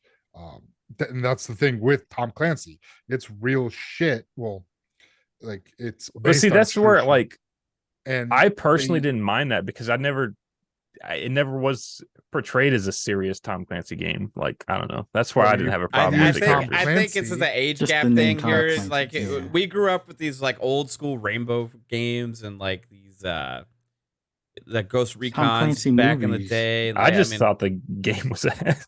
and the Splinter Cell games. And it's like Clancy Oh no, I was stood thinking for of like Elite Squad. Clancy stood for like serious tactical combat. Yes. Like Hunt for Red October. yeah, and I like get that. All It's just- Fears, and to see like the Patriot bastardization of it for the sake of a monetization game. But was just see, like that's off-putting, where like right. I'm like, you could say the same thing for like Star Wars the movies versus like the Clone Wars. Like everything eventually gets like a kidder version or arcade version or something like that. That's like, I don't know. Yeah, but they did not. But instead of calling it Tom Clancy, they could have called it something else. Yeah, but they didn't know. have in Attack of the Clones. They didn't have like Jedi's going like, "What's up, dude? Yeah, I gotta fucking Well, With, like this is like Neon like, bracelets and stuff. this is like graffiti on their shoes. yeah. I mean, even the way they announced that game was cringy as hell. Like, yeah, let's go find the shittiest dumped out warehouse that looked like we got to kick out all the crackheads first and homeless people. Hey, get out! We gotta film a well, that's commercial every Tom. for a That's every game. Ubisoft Let's get out. fucking production. We gotta produce a commercial for this new game. Hey, let's hire fucking. They did that for Ghost Recon Breakout too. Like in Call of Duty does it. They kick out crackhead warehouses all the time. Well, let's go pay like $100,000 and get some famous graffiti artist to put some bullshit on these walls here because we got to film this, right? Hey, Give Hey, every what's line up? Monster Energy what's drinks. up, Clancy fans? Blah, are you excited for your brand new Clancy adventure? Blah, we got fucking third echelon. We got fucking division agents. Yeah, bro, we're gonna fucking shoot each other in this fucking warehouse, and we got maps all over the. It's totally tubular, dudes. Fucking check this out, man. If you want to experience Tom Clancy meets The Simpsons, let's fucking go. Yeah, man, let's fucking go. But what the shit is that? That's not what Clancy fans want. So you're not talking about. They try to X-Men, you guys jump are talking into- about Elite Squad. That's what I What? was thinking of. Wasn't it Tom Clancy's Elite Squad? That must where be they another introduced- game that you heard about that nobody else has because that's not a thing. No, that was the That's That that mobile game? game. That's a mobile game. yeah. Oh, no one another played Sam that. Fisher mobile game? Yeah, that was like the They- only thing that they got. Oh no, he's talking about Elite Squad, which is like the Star Wars Battlegrounds mobile game spinoff, like Yeah. like ripoff. Yeah. Yeah. No, the X Defiant was. That didn't do It shit. hurts. It hurts to hear because it's just like I love a lot of these franchises. I just want. Yeah. want Yeah, them and to- that's why X Defiant is like it shat all over Tom Clancy's name and what stood for those games growing up as a Tom, playing those Tom Clancy games, and I was just like, what the fuck? So it's I mean, crazy. Didn't like they Rainbow wanted- Six Extraction do that too? Because fucking Well- that's the whole thing with Tom Clancy. It was supposed to It be was- realistic, it and then you was- put fucking aliens. It in that didn't have bullshit. aliens, It's but like- at least the gameplay was still tactical and serious, right? Like, Yeah. It was like Why- they tried to make Fortnite with X Defiant and try to captivate that audience. And it's like, well, if you wanted to captivate that, don't call it Tom Clancy. Just call it X Defiant and use Tom Clancy characters, but don't put Tom Clancy's name on it just don't because even you fucking know use Tom Clancy Tom characters. Clancy. Don't have any Yeah, attached Tom Clancy, brand new but franchise. Tom Clancy's name, that's going to sell copies. Well, that's the That's why problem. they That's why they fucking did it. did Yeah, it. that's what Ubisoft's doing. They're trying to figure out how to make all these different things based off of their franchises that are popular, and they're trying to trick people into trying this stuff out. Just call Fuzzy, it X Defiant. I know Fuzzy and keeps use all the trying to fucking dive big- in here. Oh, I'm sorry. Well, no, I was going to say my big thing that I have an issue with the whole Tom Clancy deal is like you have games like Ready or Not that are in early access on PC, which Rainbow should have been looking at that. That should have been the next Rainbow game, in my opinion. If you're going to have things out there like Ground Branch, there should have been another Wildlands that was kind of along those lines. Like they're searching for this quick money as far as these battle royales like Hyperscape and all that stuff, when their bread and butter is just being eaten by these smaller teams that are in early access building the game as they go, where you get feedback from the community, which when it seems like when Ubisoft gets feedback from the community, they seem to listen more to the content creators that are going for, I guess, their perspective as opposed to the common player that plays the game. Like I know that was one of the back and forth battles with Division 1 and 2, where you had everybody that was like, oh no, it should be all about PvP and this and this and this. And it's like, but PvP is not going to keep the entire player base there. The PvE is going to be the thing that's going to keep the player base, and the PvP is like the add-on to it. But yet PvE they games just don't kind of make as much left money that as PvP die games, to though. some extent. So it was like they didn't want to focus on the PvP the way the PvP players wanted to play, and they didn't listen really to the PvE players on what they wanted to play. And they just said, oh, you know what? We're gonna well, in the first division, they add all those cosmetics that they were going to make it where, okay, we're going to do real funds, but then you don't get the actual cosmetics you want. You get these keys that give you a chance of getting the cosmetics you want. And nobody wants to pay $5 for a chance to win a hat, when the hat, they'll be willing to pay $5 for the hat, the boots, and jacket and scarf or whatever. So it's like they just did like ass backwards things on how to monetize the game when it's right in front of them. Like they have a good monetization model now, but the drawback is they don't have the support staff to stay on top of the game with the updates and things along those lines, because they're working on Star Wars or working on Avatar, which Avatar should have been released last year, and it's still not given a release date yet. So it's like, what are they doing over there? It might be a James Cameron issue with them too, though, right? True. To add to your point, Fuzzy, like when Division 2 launched that update, like the surge of players that came back was 30 like people. It was like 40,000, I believe. Yeah. It was a good amount of people. That just goes to show you, like, people want or people are gravitating towards games like that, and there is a base for it, but it's just not being there. They are not really listening past that point, because once they had those players come back, they didn't really know what to do. They're like, well, wow, this game is successful. Why is it successful? Well, that's the thing. They saw that and they were like, oh yeah, we're gonna do right and blah blah blah. And then it's like, okay, well, let's focus our energy somewhere else. That's the issue. They see the spike. 40,000 just Xbox players jumped back into Division 2. 40,000. That's not PS5. That's and not well, I don't think PC, but PS5, because they got the next gen update. So they saw that spike and they did not capitalize on it. They should have said, you know what, seeing that you guys are the thing is with like these PvE games, you're gonna have like at least weekly content, because that PvE games don't hold people as well as PvP games do. Like it just that's why they have what they need to do is, instead of having the dark zone being segregated in 3 different spots, they needed to do, I think in the Division 1, it was one giant battleground. I think that they need to go back to that in 3 if they decide, because this one was in Washington DC. So if they decide to go to Virginia, go back this to one's New York, in the heartland. Next one's in the heartland, so it's like Kansas, Chicago. If they go that, if they go back to Division 3, give us one giant PvP map, Dark Zone, and then have the PvE section just how it was on Division 1, and bring back survivor mode, and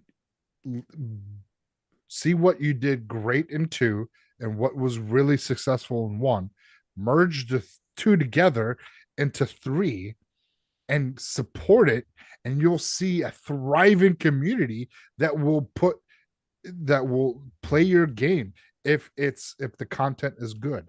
They can't do what with the resurgence of players and rehash old content without saying, hey, we're gonna bring new enemies, we're gonna have new bounties, and then forget about it and and drop the support for it. It's like you're chasing this dragon. The dragon is the game is there, but yet they were never going to pick up support for Division 2 again because it was already 6 years old and they were already making Heartland. So it's like, but they shows them did though. They formed a the new studio to support Division 2, and then they but you're never going to get like a whole expansion out of that. No. But they can give us newer bounties, newer enemies. Yeah, which was the plan? That's what they had announced. They had announced that there was going to be new seasons and stuff like that. Yeah, and that just got delayed. Yeah, they got and then back. you fucking gave us the old ones, which is fine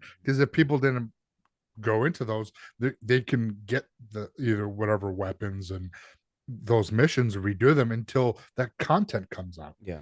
The problem is they just still botched it. Like they should have had everything in place. They when they gave up on it, it was too late to bring a team in because it took them too long to get the stuff out. And at that point, people had already had their fill again and moved on to the next thing. But the Heartland thing is like some other experience, like a free to play style, like live service type game.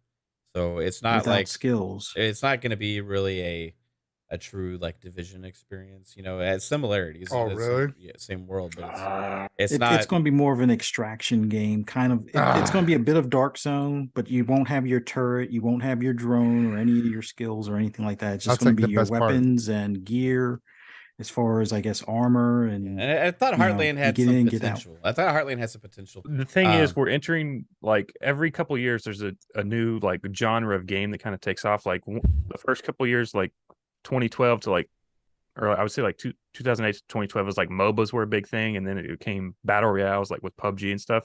We're in a new era where the new game is these extraction style game modes like DMZ, Tarkov, stuff like that. So there's a lot of companies trying to make that next big experience in those kind of style games. So you're going to start seeing a lot more of these. But Division had that style extraction in it. They were one of the first before it was even popular. So that's the thing, that it's like so frustrating to see that Ubisoft has this franchise, and it's just like they're like, we need it can't be Division, it has to be something else. It's like, dude, just you don't get your fans. You're not paying attention to what we're saying, and you're ignoring your actual developers. I mean, look at fucking Skull and Bones. The developers are like, this is not what we want to make, and they're like, oh, you know what you're talking about. And then the game that they originally we thought we were going to get was Black Flag, and they changed it to whatever, and it got horrible. It got a horrible response from the public. They're like, oh, we're going to change it, and it's like, well, what'd you change? There's a little bit. They keep changing the game. They changed it model. like 7 times. They changed it over and over and over again because they don't know what to make. They've lost. Give their us way. Black Flag. That's what they just need to do. We want Black Flag. But Black Flag isn't monetizationable enough for them. Psycho. Oh, you can't monetize the flag. They can. Boats, the thing is, they wanted to do the Black Flag thing, and then people said, "But we want ship-to-ship combat. Let's Sea of Thieves." Like we want to be a person to do that. But so they're like, "Oh, okay." So they try to make that, and then they went back to Black Flag. But you could do that in Black Flag. You can do ship-to-ship on Black Flag. You could even do that in Valhalla, in Odyssey. Yeah. So it's like ship-to-ship. They just like we're supposed to make spin-off franchise into pirates.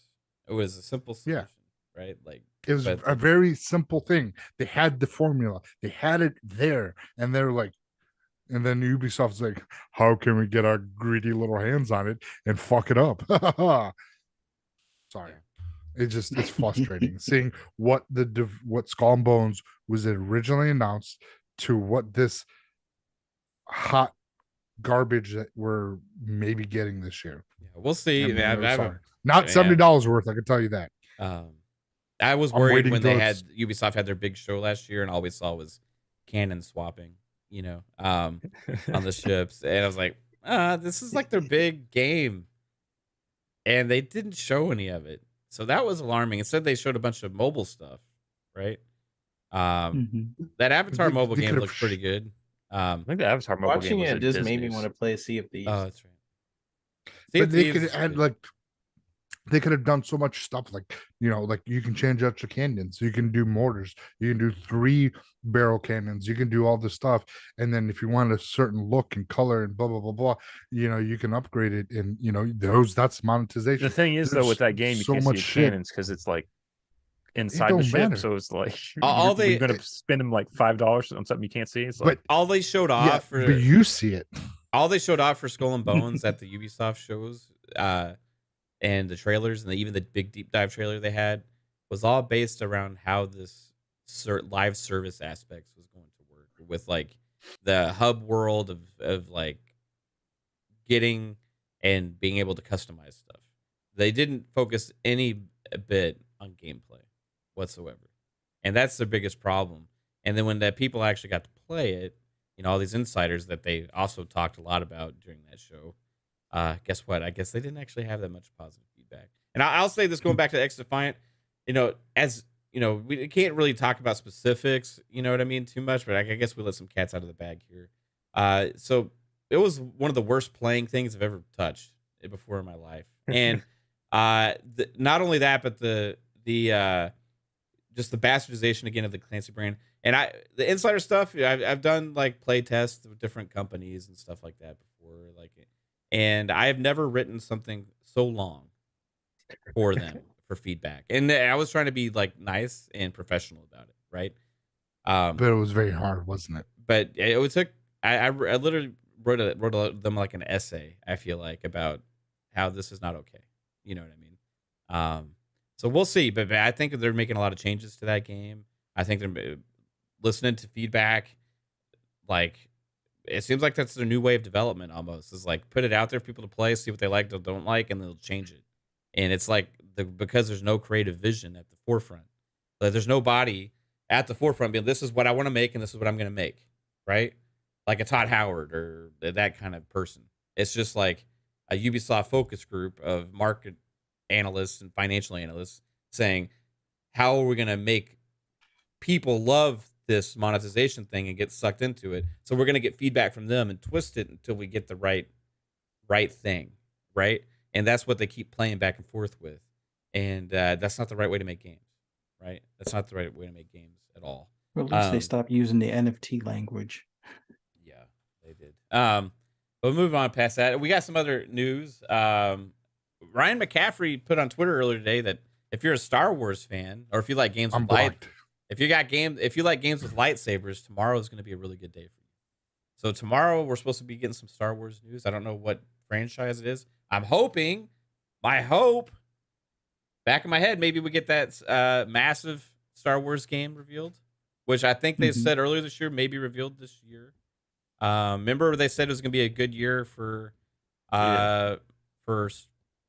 massive entertainment, right? I would say, I would bet it's probably Jedi Survivor gameplay. It could be Jedi Survivor. That would make a lot of sense. What was did I send it, or was it Pong? There was something that was said that tomorrow is a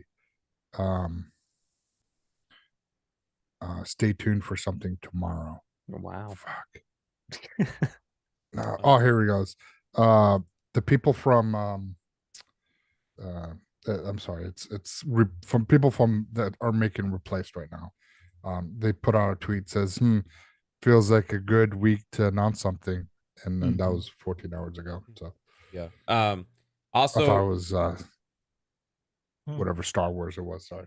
Yeah, maybe. Red Dead Redemption 2 has officially sold 50 million copies. Yeah, but there's no need to make a 60 FPS patch or a remake of it. So. Yeah, that's exactly what I was about to say, Jasper. Like, let's drop that number and talk about all the amazing support that you guys have bought the game 50 million, and we're not even supporting it. Yeah, they're not. When was the last update for online? Red Dead Online, they don't support it anywhere near as much as GTA Online, right? Which is, they don't support it at all right now.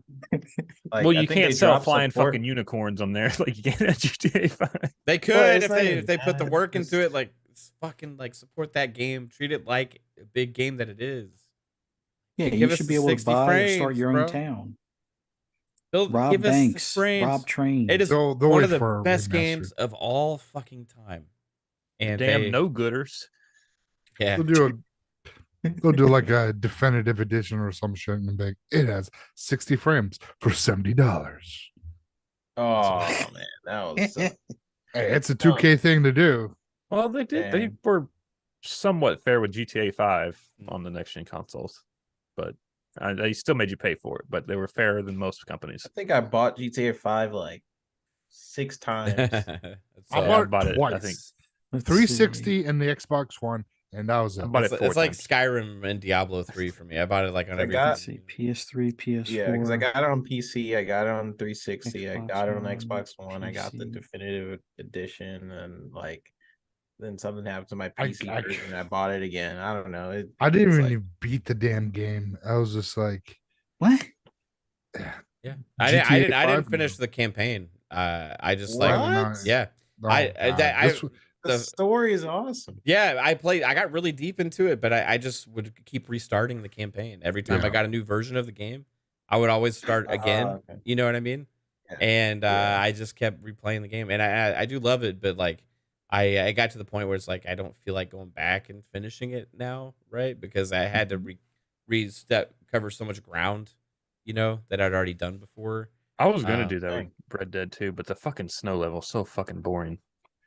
Red Dead 2 I beat. Red Dead 2 the Yeah. story was I I've still- 100% have in not beat GTA that. 5 twice. Like, yeah. Yeah. Kate's put like 1,000 hours or something into GTA 5 online.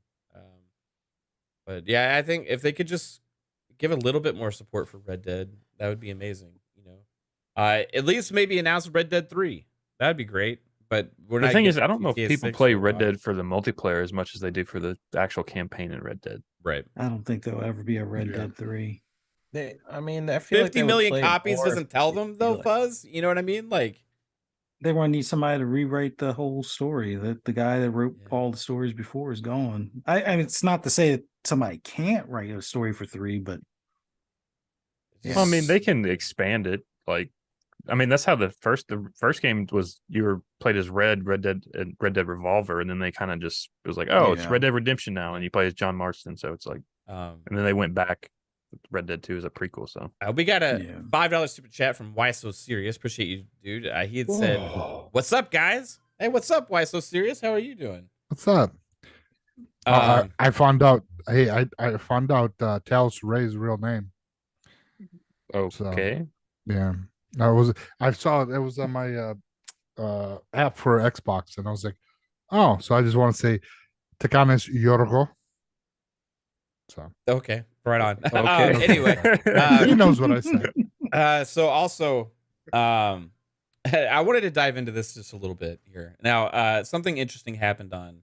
Shout out to Gaz and Asa on Game on Daily. Go live. Awesome podcast. Great friends of our channel and of the community. Absolutely love those guys. And they had a moment on the show. They had Hargeet was on part of their family as well. Hargeet was there on the show this week, and he had made some interesting comments, and it kind of exploded on social media. But this comment made me start thinking about things a little bit. So I actually want to play that clip real quick, and then I want to have a little bit of discussion on what it made me think about. Right. So I gotta bring it back up because I just lost it. I had it here. Bear with me. I have it. Don't worry. This is right here. I got it. All right. So this is Hargeet. This is gonna way outdo it. So And this is what he had to say. versus God of War. I'm kind of interested in our takes on that because I think this is gonna way outdo it, and I actually have concerns about God of War. But anyways, we'll see. Okay, actually, we can't drop that and move on. I need to know this. Do you have concerns for God of War's I sale? thought that it just it's announced sold 11 pathetically. million sales. That's pathetic. That's pathetic. You Think think about that's this. pathetic? Cyberpunk, before it launched, had 13 million sales. But that's a before it launched. multiplayer. I don't care. Dude, God of War had no competition in the fall, right? What was the big S tier game? That's it. That was the only one. And they have What? 150 million players out there with freaking consoles, and it sold like what 7-8 million plus the consoles that had it bundled in. Right, This universe is also badly written, apparently. but I don't understand how that is. I was expecting to hear 15 to 20. I'm very surprised. Four that's more all it took. million and it would have been okay, but 11 million across. I don't know, man. I think that was a pretty mad. How much did Forza Horizon have for players within a month? Players How is much- different. You call it whatever you want. That's how many people But that's bothered to across play that PC. game. That's on that's PC just as a fact. well. All right, so Harky got a lot of flack for this, right? And basically, for you guys that can't hear that are on the panel, is saying like, you know, because me and Pong talked about this on PM to PM. We're like 11 million, like wow, that's really impressive, you know. PlayStation, another big hit. Harky came with a different take, and shout out to him because he thinks his own way and stuff. And I still think 11 million's a lot, right? For a game. But he mentioned about Forza Horizon, right?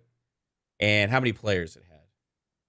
And it started making me think a little bit about PlayStation's model versus Xbox, which is like PlayStation's only on console, you know, right now, and then later maybe it'll come out to PC and stuff.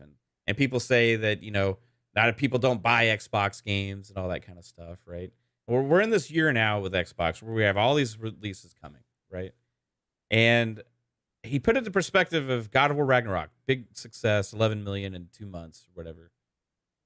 And then you see other games like on Nintendo do like 20 million and stuff and plus. And yeah, I was just looking at Breath of the Wild. It sold 27 million as of 2022, but the first year it took a year for him to get 11 million. But you could say it's like maybe there's not enough Switches out there. But there's also on Wii U, which was a old game.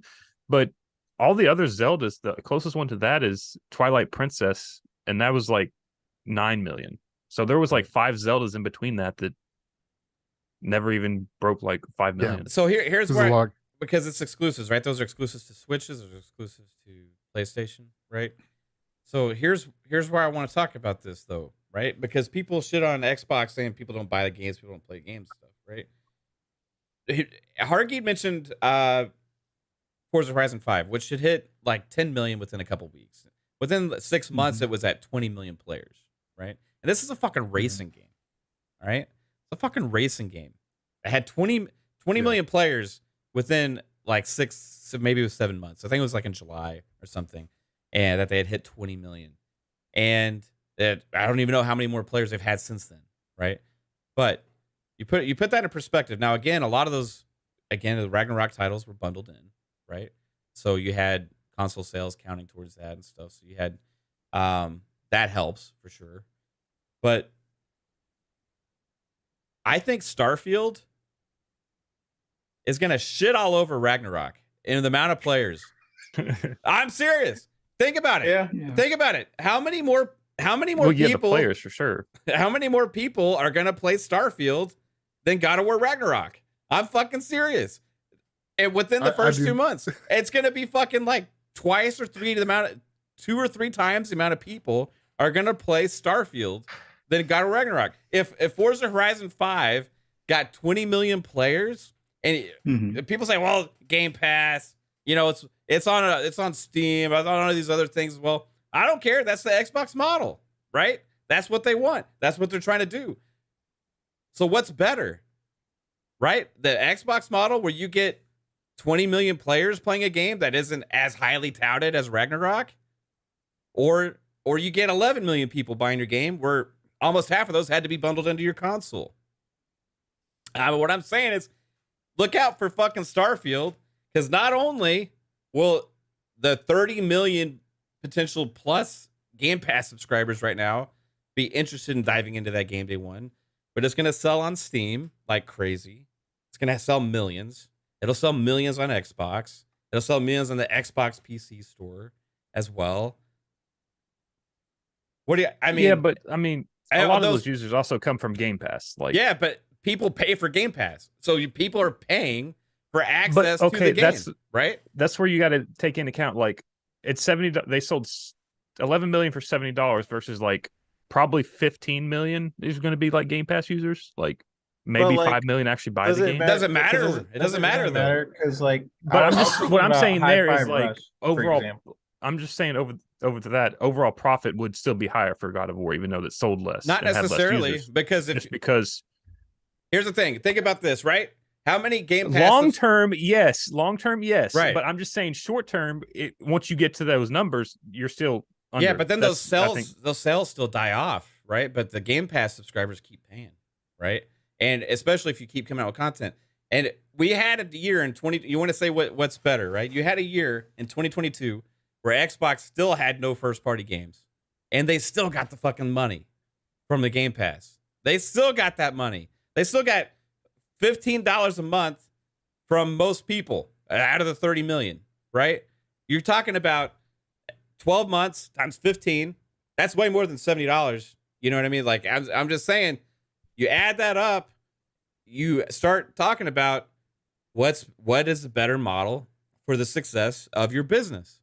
And I'm saying that you got to rely on big, massive hits like God of War Ragnarok, and that's the biggest hit they've had so far on PS5, I think, right? So, I mean, what is it gonna take for, like, I would rather more people be playing my game, right? Like, Starfield is gonna have users. 20, 30 million people at least, probably within the first 6 months. Yeah, this is a Bethesda game. So, I mean, if you looked at Forza Horizon 2 or 5, sorry, that had 2 million players before it launched. So 2 million people bought that game. And that's not including who was on PC. And then with Bethesda, it is a huge following on PC. This game will sell like freaking blockbusters on PC and Xbox because of people. I think that's a majority where the sales are going to come from, honestly, is Steam, PC. Like, yeah, most PC Xbox users are going to be Game Pass users with that. Most, but there are some that do. They'll still sell a few million. Yeah, they'll sell, but there's going to be such a huge uptick with active users coming onto Game Pass because of Starfield. For people that are like, well, let me see, for even if they just pay for $1, they've never had played Game Pass. And that's where it comes into where they got to keep those users. They got to keep putting out content to keep those users. And then they spend $1. Holy shit, Starfield's awesome. What the hell is this? Oh, this is Hi-Fi Rush. Oh shit, Horizon 5. That's how they kind of see, and they're like, oh, there's these games coming out in the future. But I think with Starfield, it will have bigger numbers. Definitely with they're gonna try and move the goalpost, trying to use that sales argument against Xbox. Well, it didn't sell as many, but the people still are paying for access to that fucking game, and a lot of people that'll be playing for that access to that game have been paying $15 a month for a whole year without any fucking big first party game. You'll see, like, how many people are playing on Steam is pretty much who bought it.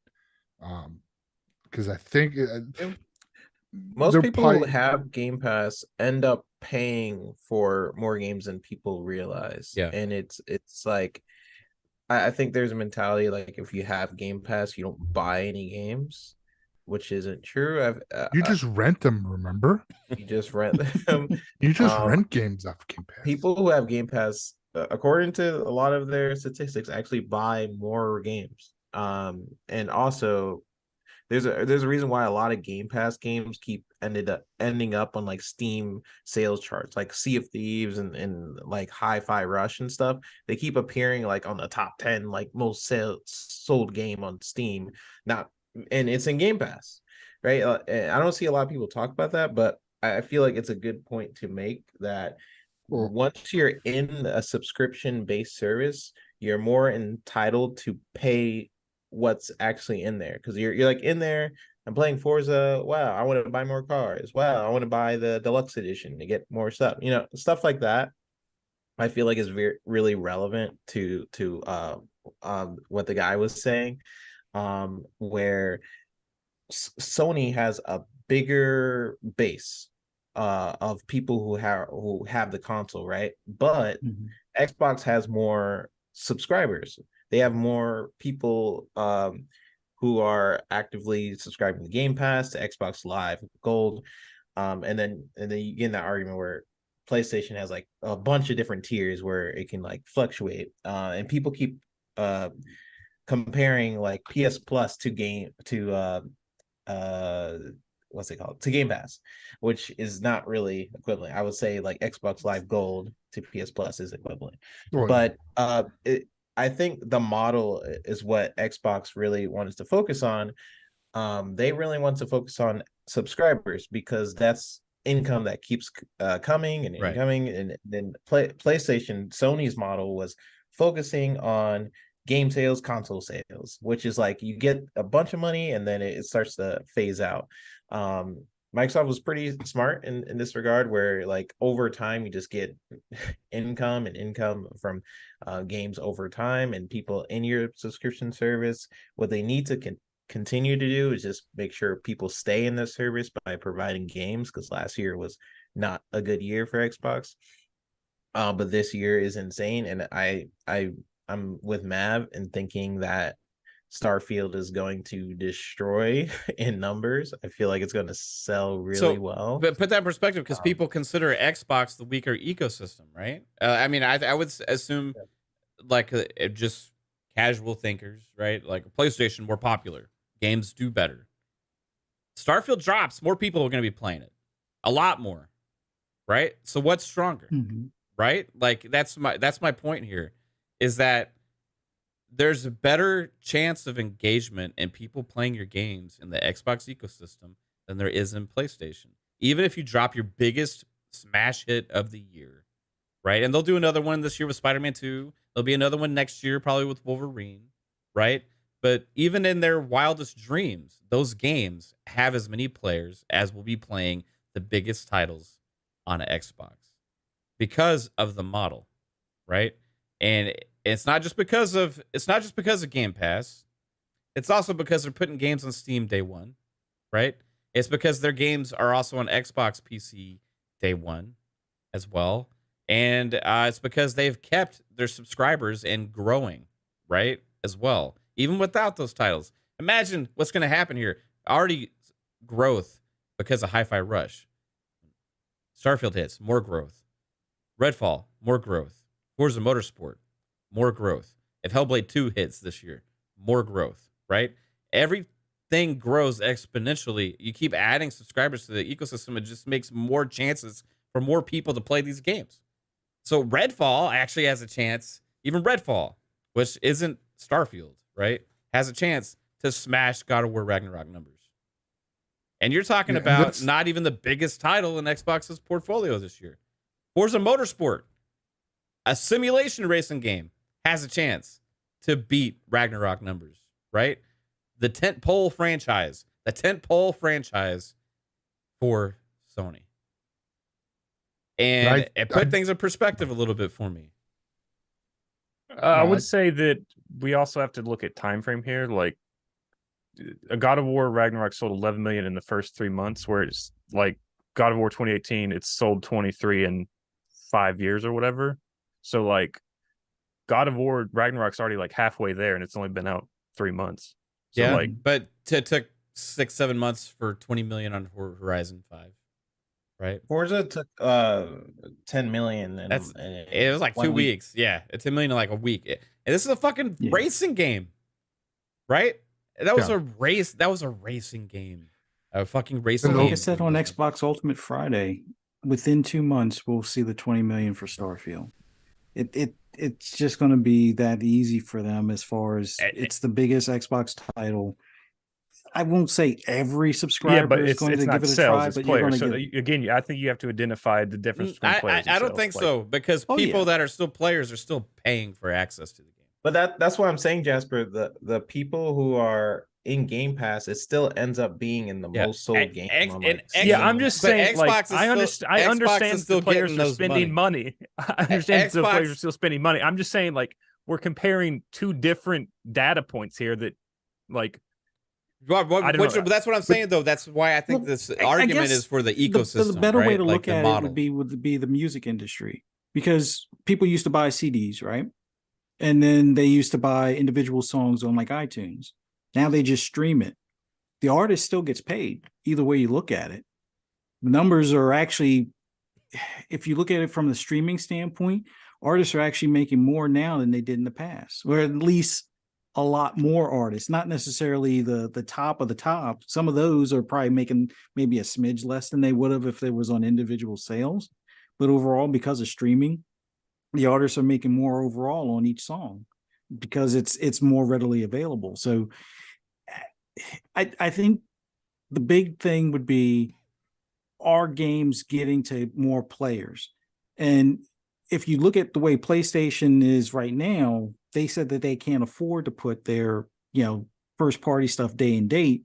But I think in the grand scheme of things, if a God of War was in a subscription service over at, PS Plus Extra or whatever, then they probably would have 20 million or 30 million within the first month, because it is their biggest title. And people that are already subscribed to that stuff are going to be like, yeah, I'll try it. As opposed to, well, I'll wait for a sale and things along those lines, or I'll play this other game that I have currently, and then I'll get around to God of War.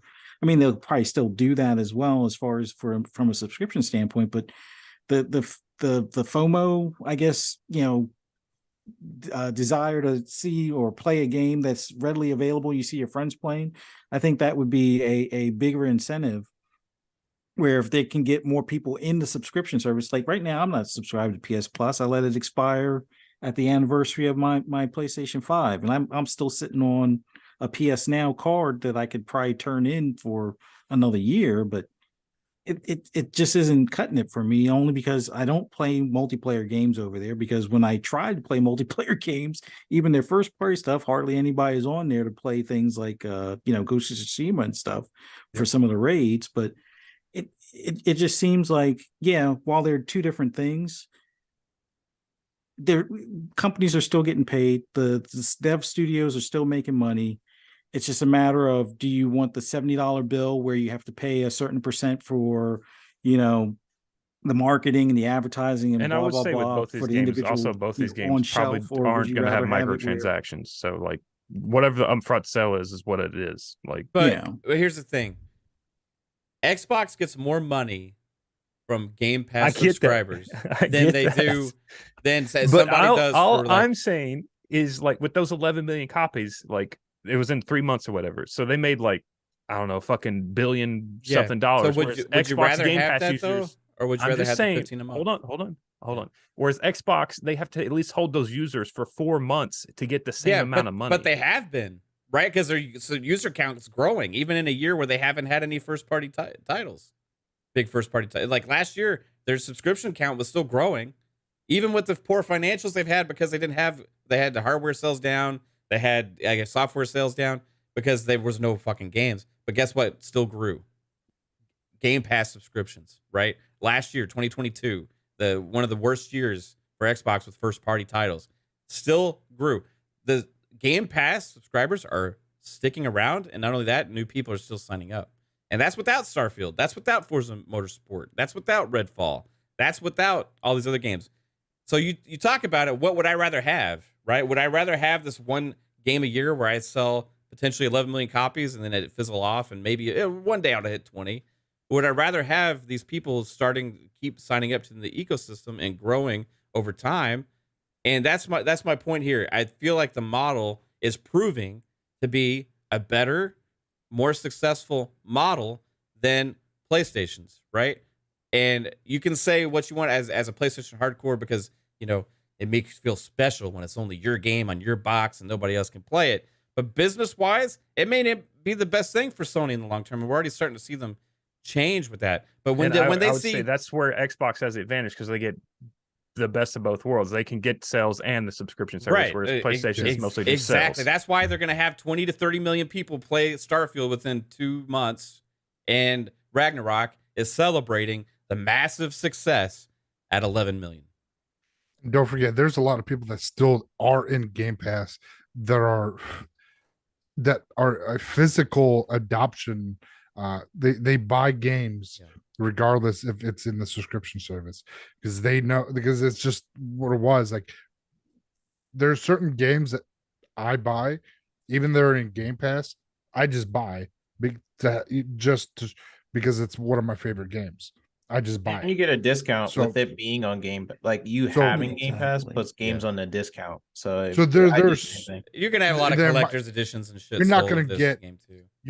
you might not get the big chunk right off the rip of physical sales from console, but when you're that's why with the PC side you'll get that. That's why it's going to be a lot. You'll see a higher amount of sales with going to PC because it's a Bethesda game, and with Xbox they never fucking report numbers anymore, but you will see an uptick because you're going to want that collector's edition of one of those a generational game, something like Starfield. People are going to be like, holy shit, what's a collector's edition? What does that come? Is it going to be that watch that was rumored, or is it something else that they're going to come out? We're going to hear at the next Xbox developer direct. Are we going to hear something then? We don't know. So I definitely see that the sales will we'll see it jump in with console with Starfield. It's hard to do it with I would say like you'll see Forza. more users, but less sales in the same amount of time frame. Yeah, for sure. But does We'll that see. matter? Does that matter? Like, because at Get the it same flat. at the end of the day, like when in this day and age now, where the subscription service is here and they're getting money, right? But that's my point. Like, we can't compare these two data points that we're trying to compare here because you have to, because that's Xbox's main data point for success, right? Like, and that's what drives the engagement of the games to the ecosystem. So like you can say that yes, there's two different things, but game sales and Xbox are for first party is becoming increasingly irrelevant to the success of the franchise. Whereas Xbox is still getting that money for that game. Like, what matters most for them is money coming in, right? And will Starfield cause more money coming in than God of War Ragnarok? I would say yes, right? And I would short term, no. Long term, yes. Like 3 days short term, like, oh yeah, okay, it's what, like 1 month, 2 month, 3 month, like easy. Well, Xbox would have more money coming in because of Starfield than Sony has for God of War Ragnarok, which is their biggest game. And that's because of the model. It's because of what they do, and it's because they don't gatekeep the games to the box and the one platform, and then later, a year later, maybe release it on PC when the hype's died down from it and everything. I feel like this model's proven to be successful, and I think Forza Horizon 5, when talking back to what Hargeet had mentioned there, proves that, right? Like, you just want Forza, people to get access and play these games, and more people to get interested in it. If Forza had, from what I believe, Dustin Ligera, what he reported, Ligeri, sorry, he said there was Forza Horizon 5 had like 10 million sales in the year. So, and that's a fucking racer. So it's, that's a combination of console and PC, and that's what we're going to see. So, you see, and that's the thing, like Sony doesn't do their they're going to do that 1 year, on console exclusive, because they want to give console players a reason to keep a console, and then a year later then release it on PC. And Xbox is like, fuck it, let's get release a game right off the rip, and it just, because the way Sony's doing it just seems like it's like a money fucking grab. Like, oh, now it's going to come on PC, and it doesn't get the as big a excitement as a day one release. If you had a day one release of Ragnarok, that number could have doubled. It could have had, it could have had like 18 million, 20 million, or who knows? But it's not. It's, and that was what, PS4 and PS5, correct? Ragnarok. Yeah. So, how much was it from PS5? How much was it from PS4? Because if someone still hasn't have a PS5, is half of that on PS4? So it's like, I don't know. It's just Yeah, it's gonna be interesting seeing Sony's- the users, right? Sure. You can see Sony is slowly changing their mind towards that model, or they're at least attempting to try and do that model with different either service announcements or them even attempting to do on PC, where people like they would never do it, and Sony was kind of on that train for a little bit as well, but they see the benefit to putting your game on multiple platforms and reaching a wider audience. And Xbox, by having this subscription, it's just a smart subscription model. You think about like a show like Last of Us, and you're watching it on HBO Max, and you're not really thinking about the financials of how when you're you have, I think it was like 7 million people watched the last episode of Last of Us, and you don't really think about like oh, does that mean they get X amount of money from them watching it? It's more about people subscribing to HBO Max to watch Last of Us because they're hearing hype from their friends. So it's like an interesting model. That, but I mean, if we really want to go down like the subscription route, like why aren't we talking about where Xbox has like 100 million Xbox Live Gold users? That's more money than Game Pass at the end of the day with all the subscriptions. No, I mean, if you want to, they have more subscribers than PlayStation. So it's like it's this concept of like PlayStation has more people on their consoles, but Xbox has more subscribers in Xbox Live Gold. So it's like, it's a weird bubble. I feel like the Xbox Live Gold versus PS Plus has always been a thing that's been like standard since like the 360 days. You know what I mean? And then like the Game Pass and PS Plus Extra is the new stuff. You know what I mean? Over the last several years, and whereas the game subscriptions come into play, right? I'm waiting for Xbox to do the same thing Sony did and merge Gold into Game Pass, and it'd be across the board.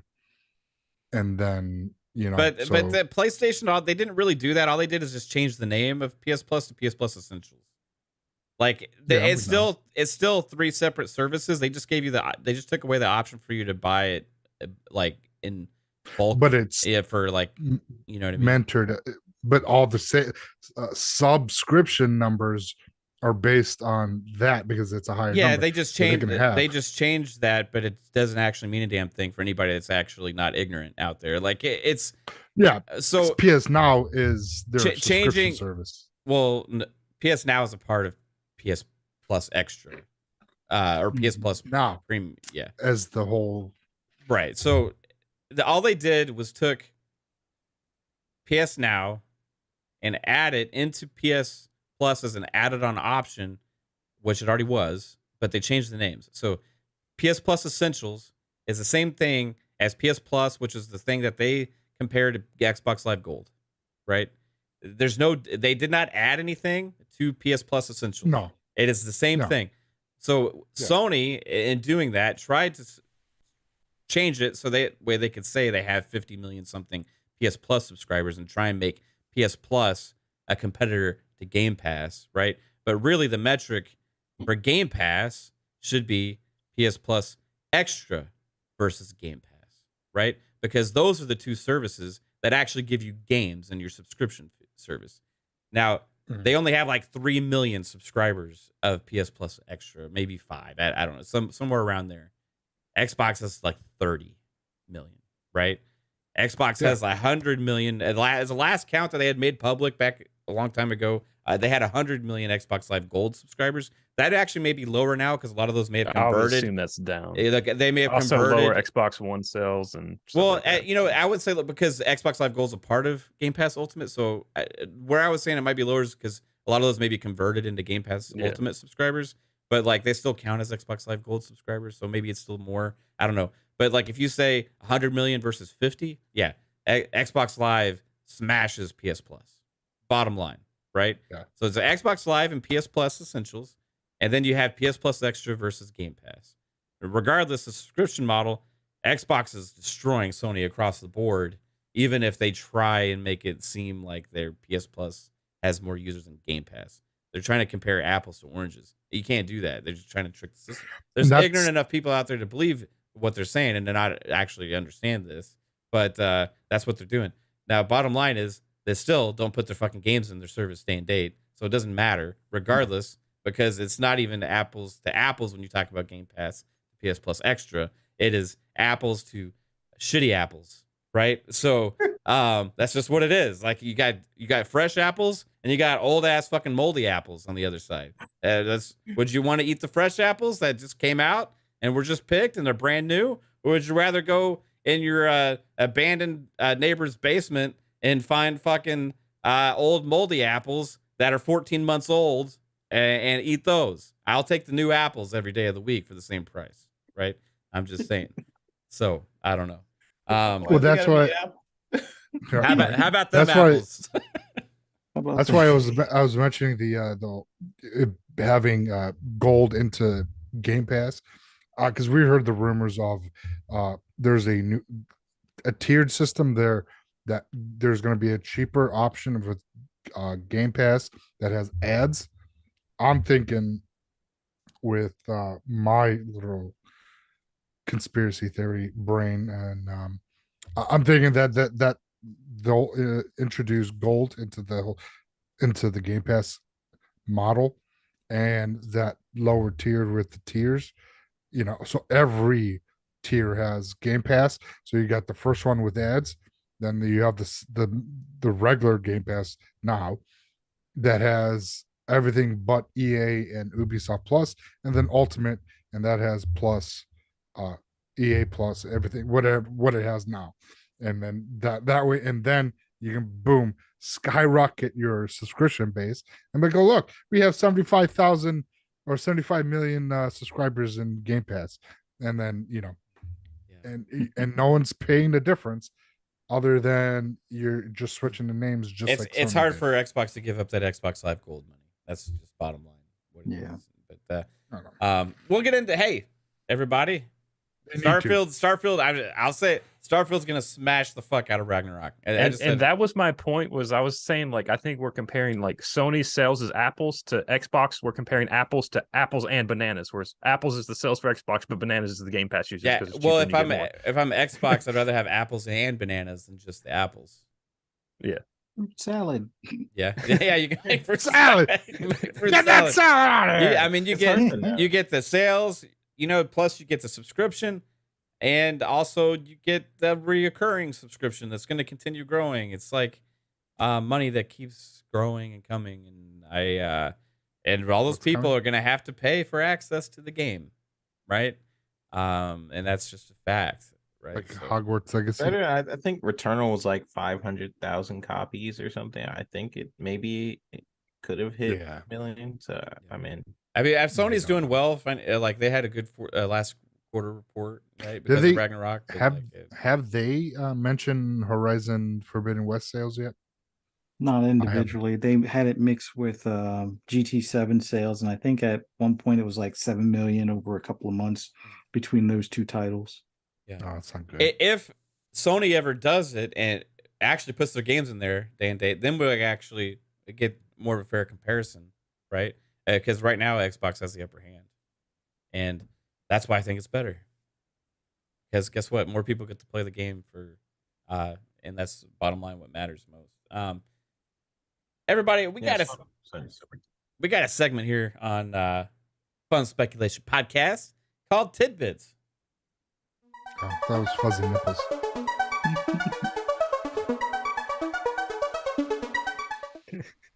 All right, Tidbits, everybody. What's up? Welcome to Tidbits. This is the segment here on FSP where we look ahead at the games releasing for the week.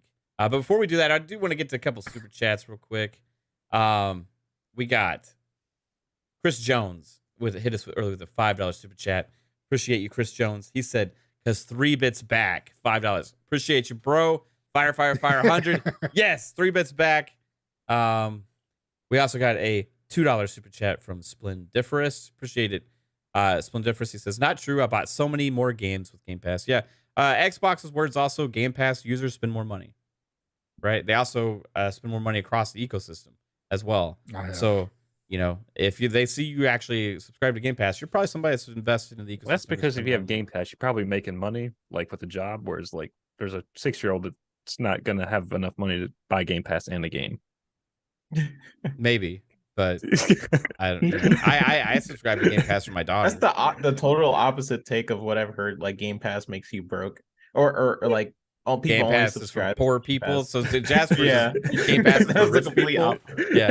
Yeah. Game Pass is for the elite. Jasper says, right? Only you gotta have a job to have Game Pass. You know. Get a second job to afford it. I've never heard that before, Jasper. That's a good one. You know. Well, does that not make sense? Like a fucking 6-year-old's not gonna have enough money to have recurring revenue to keep Game Pass. They up, can pay so for it's Game like- Pass with fucking Tooth Fairy money, man. Yeah, they can afford it. Yeah. What kind of rich ass tooth fairy you got down there? Well, it's not like when we were It's kids. constantly pulling his teeth These out. tooth fairies are expensive these days. Like Yeah, they're dropping bills, yo. crazy, man. The kids I starting to remember I knock used to their get teeth quarters. out Now just to kids get get Game $5 Pass. bill. Yeah. You just start putting Tooth Fairy's gonna start putting I Game got Pass Ultimate nickels. codes under the pillows. I got nickels. Here, you from get my- 3 when I months. lost You a get tooth. 3 months free. This will cover you for your next 3 teeth. Yeah, you heard it. You heard it here, everybody. Jasper says, you know, you got to make sure you make a lot of money to be able to afford I mean, that you don't have to make a lot of money. You $15 just have to have a job. $15 a month subscription. So it's not poor pass, as some ponies say. Oh my god! Mm. All right, $2 super chat from Tom from Toonami. It says Starfield will be Sony's Ragnarok. I think Sony's gonna be fine, but yeah, it's gonna destroy Ragnarok's numbers. I'm telling you, everybody. Like, you know, you think about it. It was an Xbox exclusive versus PlayStation exclusive. One it's gonna have 20 to 30 million players in the first couple months. One's got 11. I'd rather But take don't the 20 to forget- 30. It's not going to count because Microsoft didn't help develop the game. Remember? I don't give a shit. They did help develop Forza Horizon 5. I mean, the Playground developed Forza Horizon 5. Well, they you know, have a lot of games that they've been working on, and we'll see what happens with all of them. I just feel like this model is gonna, these numbers are explode. Redfall, you know, the developers there are worried because they've never had this many people that they're expecting to play their game, right? Day This one. is the way. It's crazy, right? But yeah, we got games coming out this week, everybody. And wow, what a week Game. it is. We got 2 games. 2 whole games releasing this week. One of them is Hold picture on to your behind me. hats. The first one is Endling, Extinction is Forever, and it's a mobile game. Yay! One of the games coming out this week is a mobile game. Well, And- it was originally on console. It's just finally coming to mobile. yeah, finally coming. I've never heard of it. Here it is. $8.99 on mobile. And it was originally on Game Pass, I guess. Oh, this is with that Fox game. That's right. I remember this Mhm. game. Super Slucky still? No. Different box.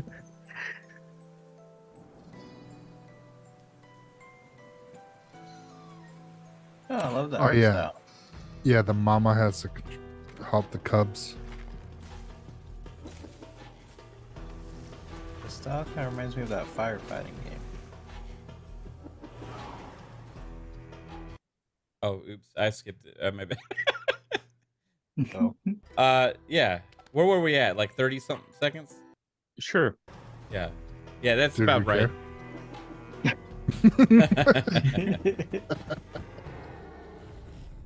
This game is brought to you by Firefox. Splendiferous says, how many Sony fans will buy a Series S because of Starfield? A lot. There will be a lot, or they'll play it on Steam, right? Or PC, Xbox. Yeah, because they have those Three. $5,000 gaming rigs, right? Yeah, I'll remember. I don't need an Xbox. I got a $5,000 game. I got a 3090. Yeah. Okay. Oh, but we Sure you do have another one, guys. As the cancel culture is out there trying to fight against the horde of players trying to access this game, trying to fight us off with rakes and pitchforks. Dude, okay. Brooms I and have- wands. I will say this after the trailer. So go ahead. They're saying, "Hey, Okay. go!" They're saying, "Go woke or get broke, motherfuckers." You know, no, that's what they want right now. But we're gonna play Hogwarts Legacy. I am. I think that's the opposite. Is it? I don't know. I think the woke people are the ones trying to cancel it. Yeah, that's what I said. They're Yeah. saying, "Go Well- woke or get broke." with the pitchforks. Oh, I accidentally played the wrong trailer again. My bad. Here we go. It's like, this is not. This is Hogwarts Pornhub? Legacy. In light of your unique That doesn't look like porn. joining us as a 5th year, we've devised something Okay, there you go. extraordinary to ensure Game's coming out to great reviews, $69.99, or you can pay the extra $10 and get access right now. But otherwise, this game's out on Friday. Can't believe I'm here. Professor You can live out your wizarding wildest dreams. New Zealand Trick was working today on Xbox with it. Was it? Yeah. Yeah, Pong was playing it. For the regular version? No, just deluxe. The digital deluxe. I don't think they were like 4 days ahead. I mean, that's great. a surprised Yeah. opponent is a weak Play early. opponent. They will test your abilities, both innate and learned. But like, what do you do in this I game? am wary of how You much cast time spells and make Go to potions. class. No need for Yeah, like that's the part I don't want to do is go to class. It's like Play the Witcher. game. It's like But what do you basically do? Witcher. It's like Quest. Watch gameplay, and then you'll see. I just see him walking around in school the whole time. No, there's a lot of fighting battles out in the forest. You can battle in school or battle out school. The battles are really freaking good. It looks like very, very responsive. Literally, I just compare it to The Witcher, like, because there's a bunch of quests That's you go not on. You have like allies that follow you. You have Yeah, like, Jasper likes to fast run these games. Or speed run, sorry, speed run. I'm afraid you're on your own. I've ensured that we have a moment to ourselves. I'm really hyped for this game. This game's gonna hurt my back. Let's even her out, shall we? I just can't believe somebody made that wizardgame.com site.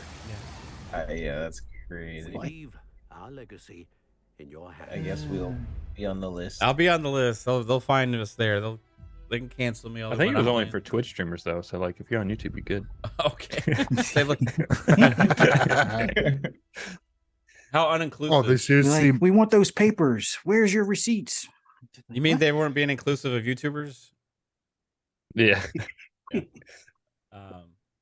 hey. So they made a website tracking who's playing this Yeah, game. supposedly if you Yeah. know somebody that you follow that's streaming on Twitch, put their name there so that way they can acquire a database of people that stream the game. And do what? Do what? Do what? Harass them? I don't know. It's so stupid, What the man. fuck? It's so stupid. I don't know. But I was gonna s- They're going to do chat raids and tell you how bad of a person you are for playing the game. Yeah. Yeah. You're- I want everybody to be who they are. I want everybody to have the freedom to feel like they can spend the money on what they want and not play what they don't want either, but to try and make other people feel bad for being excited about something and playing a game is just absolute horseshit and it's hypocritical. Absolutely. Yeah. Alvin hit us with a $10 super chat that says Activision confirms next COD to be 2023. Premium release from Sledgehammer. Schreier reported Sony has 3 games of marketing left. Modern Warfare 2, Warzone 2, and 2024 COD. Does this mean this is the last year Sony has marketing? Well, it Well, seems the like premium thing could be just a DLC. That's what it's the premium like. thing is like a So- $70 DLC, like a big Yeah. expansion for Modern Warfare 2 probably, and that's what was rumored that was going to be this year because there's not like an official actual release this year. And then I guess Sony says had 3 games of marketing left. They had Modern Warfare 2, Warzone 2, and then the 2024 COD. This won't be the 2024 COD. It'll be next year's that Sony's supposed to have the last year marketing, which will be, I'm guessing, the next Treyarch game, whatever that ends up being. Maybe another Black Ops or whatever will probably be the 2024 COD, and that's the last one you'll see the Sony marketing on. But Activision will probably be owned by Xbox at the time. So I would. He was asking if premium release wouldn't that qualify as marketing? Yes, but it's not a game, so there might be some weird contract thing where it's like it's just a DLC, so it doesn't count as marketing in a whole nother game. right, yeah, I think that's probably what it is. So you're saying Xbox will have marketing, right? Yeah, I don't know. It probably is attached to the contract from Modern Warfare 2. Is what I would assume. And shout out to thanks for that $10 super chat, Alvin. I appreciate that. But yeah, I would assume the premium release is like an expansion for Modern Warfare 2, which will fall under the contract probably for Modern Warfare 2. Then you have you had Warzone 2, and then next year's COD. I don't even know if Warzone 2 really counts. Is it like I would assume that's still under Modern Warfare 2's thing. No, it counts. Yeah, because that's what was the original leak from Schreier. Is that was because it was like their 2.0 was like the next evolution of Call of Duty, and they counted it as an official release, right? So, and then next year's COD. So we'll see what the next year's COD will be. Again, I think it's Treyarch's game, and I don't know what it is, but we'll see. Yeah, I'm hoping it's another Black Ops, but like rumor is Desert Storm, so like a Black Ops Desert Storm, or that's something that we did not. Very few games have touched on Desert Storm in the 90s, the war there. So, I mean, it wasn't very exciting as, past prior wars, but it's just, but anyways. Yeah, it's excitement. It was just a matter of it was kind of one-sided excitement. Well, yeah. There was no high, there wasn't a lot of battles. Like more like even with George W. when he went to Iraq, there was more, with the Taliban. You had the horsemen, and that's what we got with Modern Warfare. So that was more intriguing because you can play off the whole Desert Shield was kind of weird, but no. I was going to say for Hogwarts, did you guys notice how the reviewers did not use their real names when they were reviewing these copies for IGN and whatnot? Did you notice that? What do you mean it does not have it at the bottom of the video when they show it off? It's not their actual name. What names is it? It's just make up names so they don't get harassed by this. You specifically saying IGN did this? It's a lot of reviewers. Grub was even making, it's like some of these names sound like it's like someone from Downtown Abbey or something like that. It was very, very weird to see a lot of reviewers. This is reviewed by Elizabeth Ruxington the Third. Like something, dude, like shit like that, because a lot of people were like, the IGN was cancel court. Yeah, IGN was IGN Travis. Travis Northup. Yeah. Okay. Well, then it was whoever it was that Jeff Grubb was mentioning. I didn't heard of it about any of this. I maybe on some sites or whatever, but I've seen a lot of reviews out there from the actual people. So we'll take that with a grain of salt right now. But appreciate everybody for tuning in to the show. You guys all rock. Thanks for being here. 3-Bit, thanks for your return to FSP. And you're in your new digs as well. Tell everybody where they can find you, bro. Everyone can follow me on Twitter at i3bit. I've been like teasing some different stuff that I've been doing. Like posted a shot where I'm like in a studio. Front of a green screen. Yeah. I'll tell more about that in the future. But stay tuned for whatever that's gonna be on my Twitter. And yeah, that's pretty much where I post. Other than that, you guys will find me here, FSP, potentially Friday, Xbox Ultimate, and yeah, I'll see you guys in the future. Love y'all. Appreciate you, bro. What about you, Fuzz? What you got going on? Just it was awesome being here with you guys, and for everyone in the chat, thanks for showing up and interacting with us, and everybody that'll catch us on replay. For anybody that wants to hear my rambles on anything gaming related, just follow me on Twitter at fuzzy_Belvedere. And then catch us live here Friday night on Xbox Ultimate, 10 p.m. Eastern Standard Time, right here on Fun Speculations channel. Right on, bro. Thank you, Fuzz. What about you, Jasper? What you got going? Yo, check it out. Lord Jasper Twitter, Lord Master Jasper YouTube. Monday night, FSP, 10 o'clock right here, Fun Speculation Network. You know it. You just watched it. Check it out again next week. Same time, same place. And then it's Friday, Xbox Ultimate, 10 o'clock right here, Fun Speculation Network. Check that out. Yeah. This whole Fun Speculation Network thing's taking off. Yeah, love it. Psychonauts, what you got going on, bro? What the fuck was that, Jasper? All right, first chat, guys are awesome. Thanks for coming out and spending your Monday with us. It's awesome. You know, you could be sitting at home watching sports, but you're here listening to us. Thank you. It's always a pleasure, gentlemen, to be doing a podcast with you. And you guys can find me everywhere on social media, Psychonauts 8. You can find me here Mondays, of course, 10 o'clock, and Fridays at 10 o'clock on Xbox Ultimate. And Mav, where can people find you?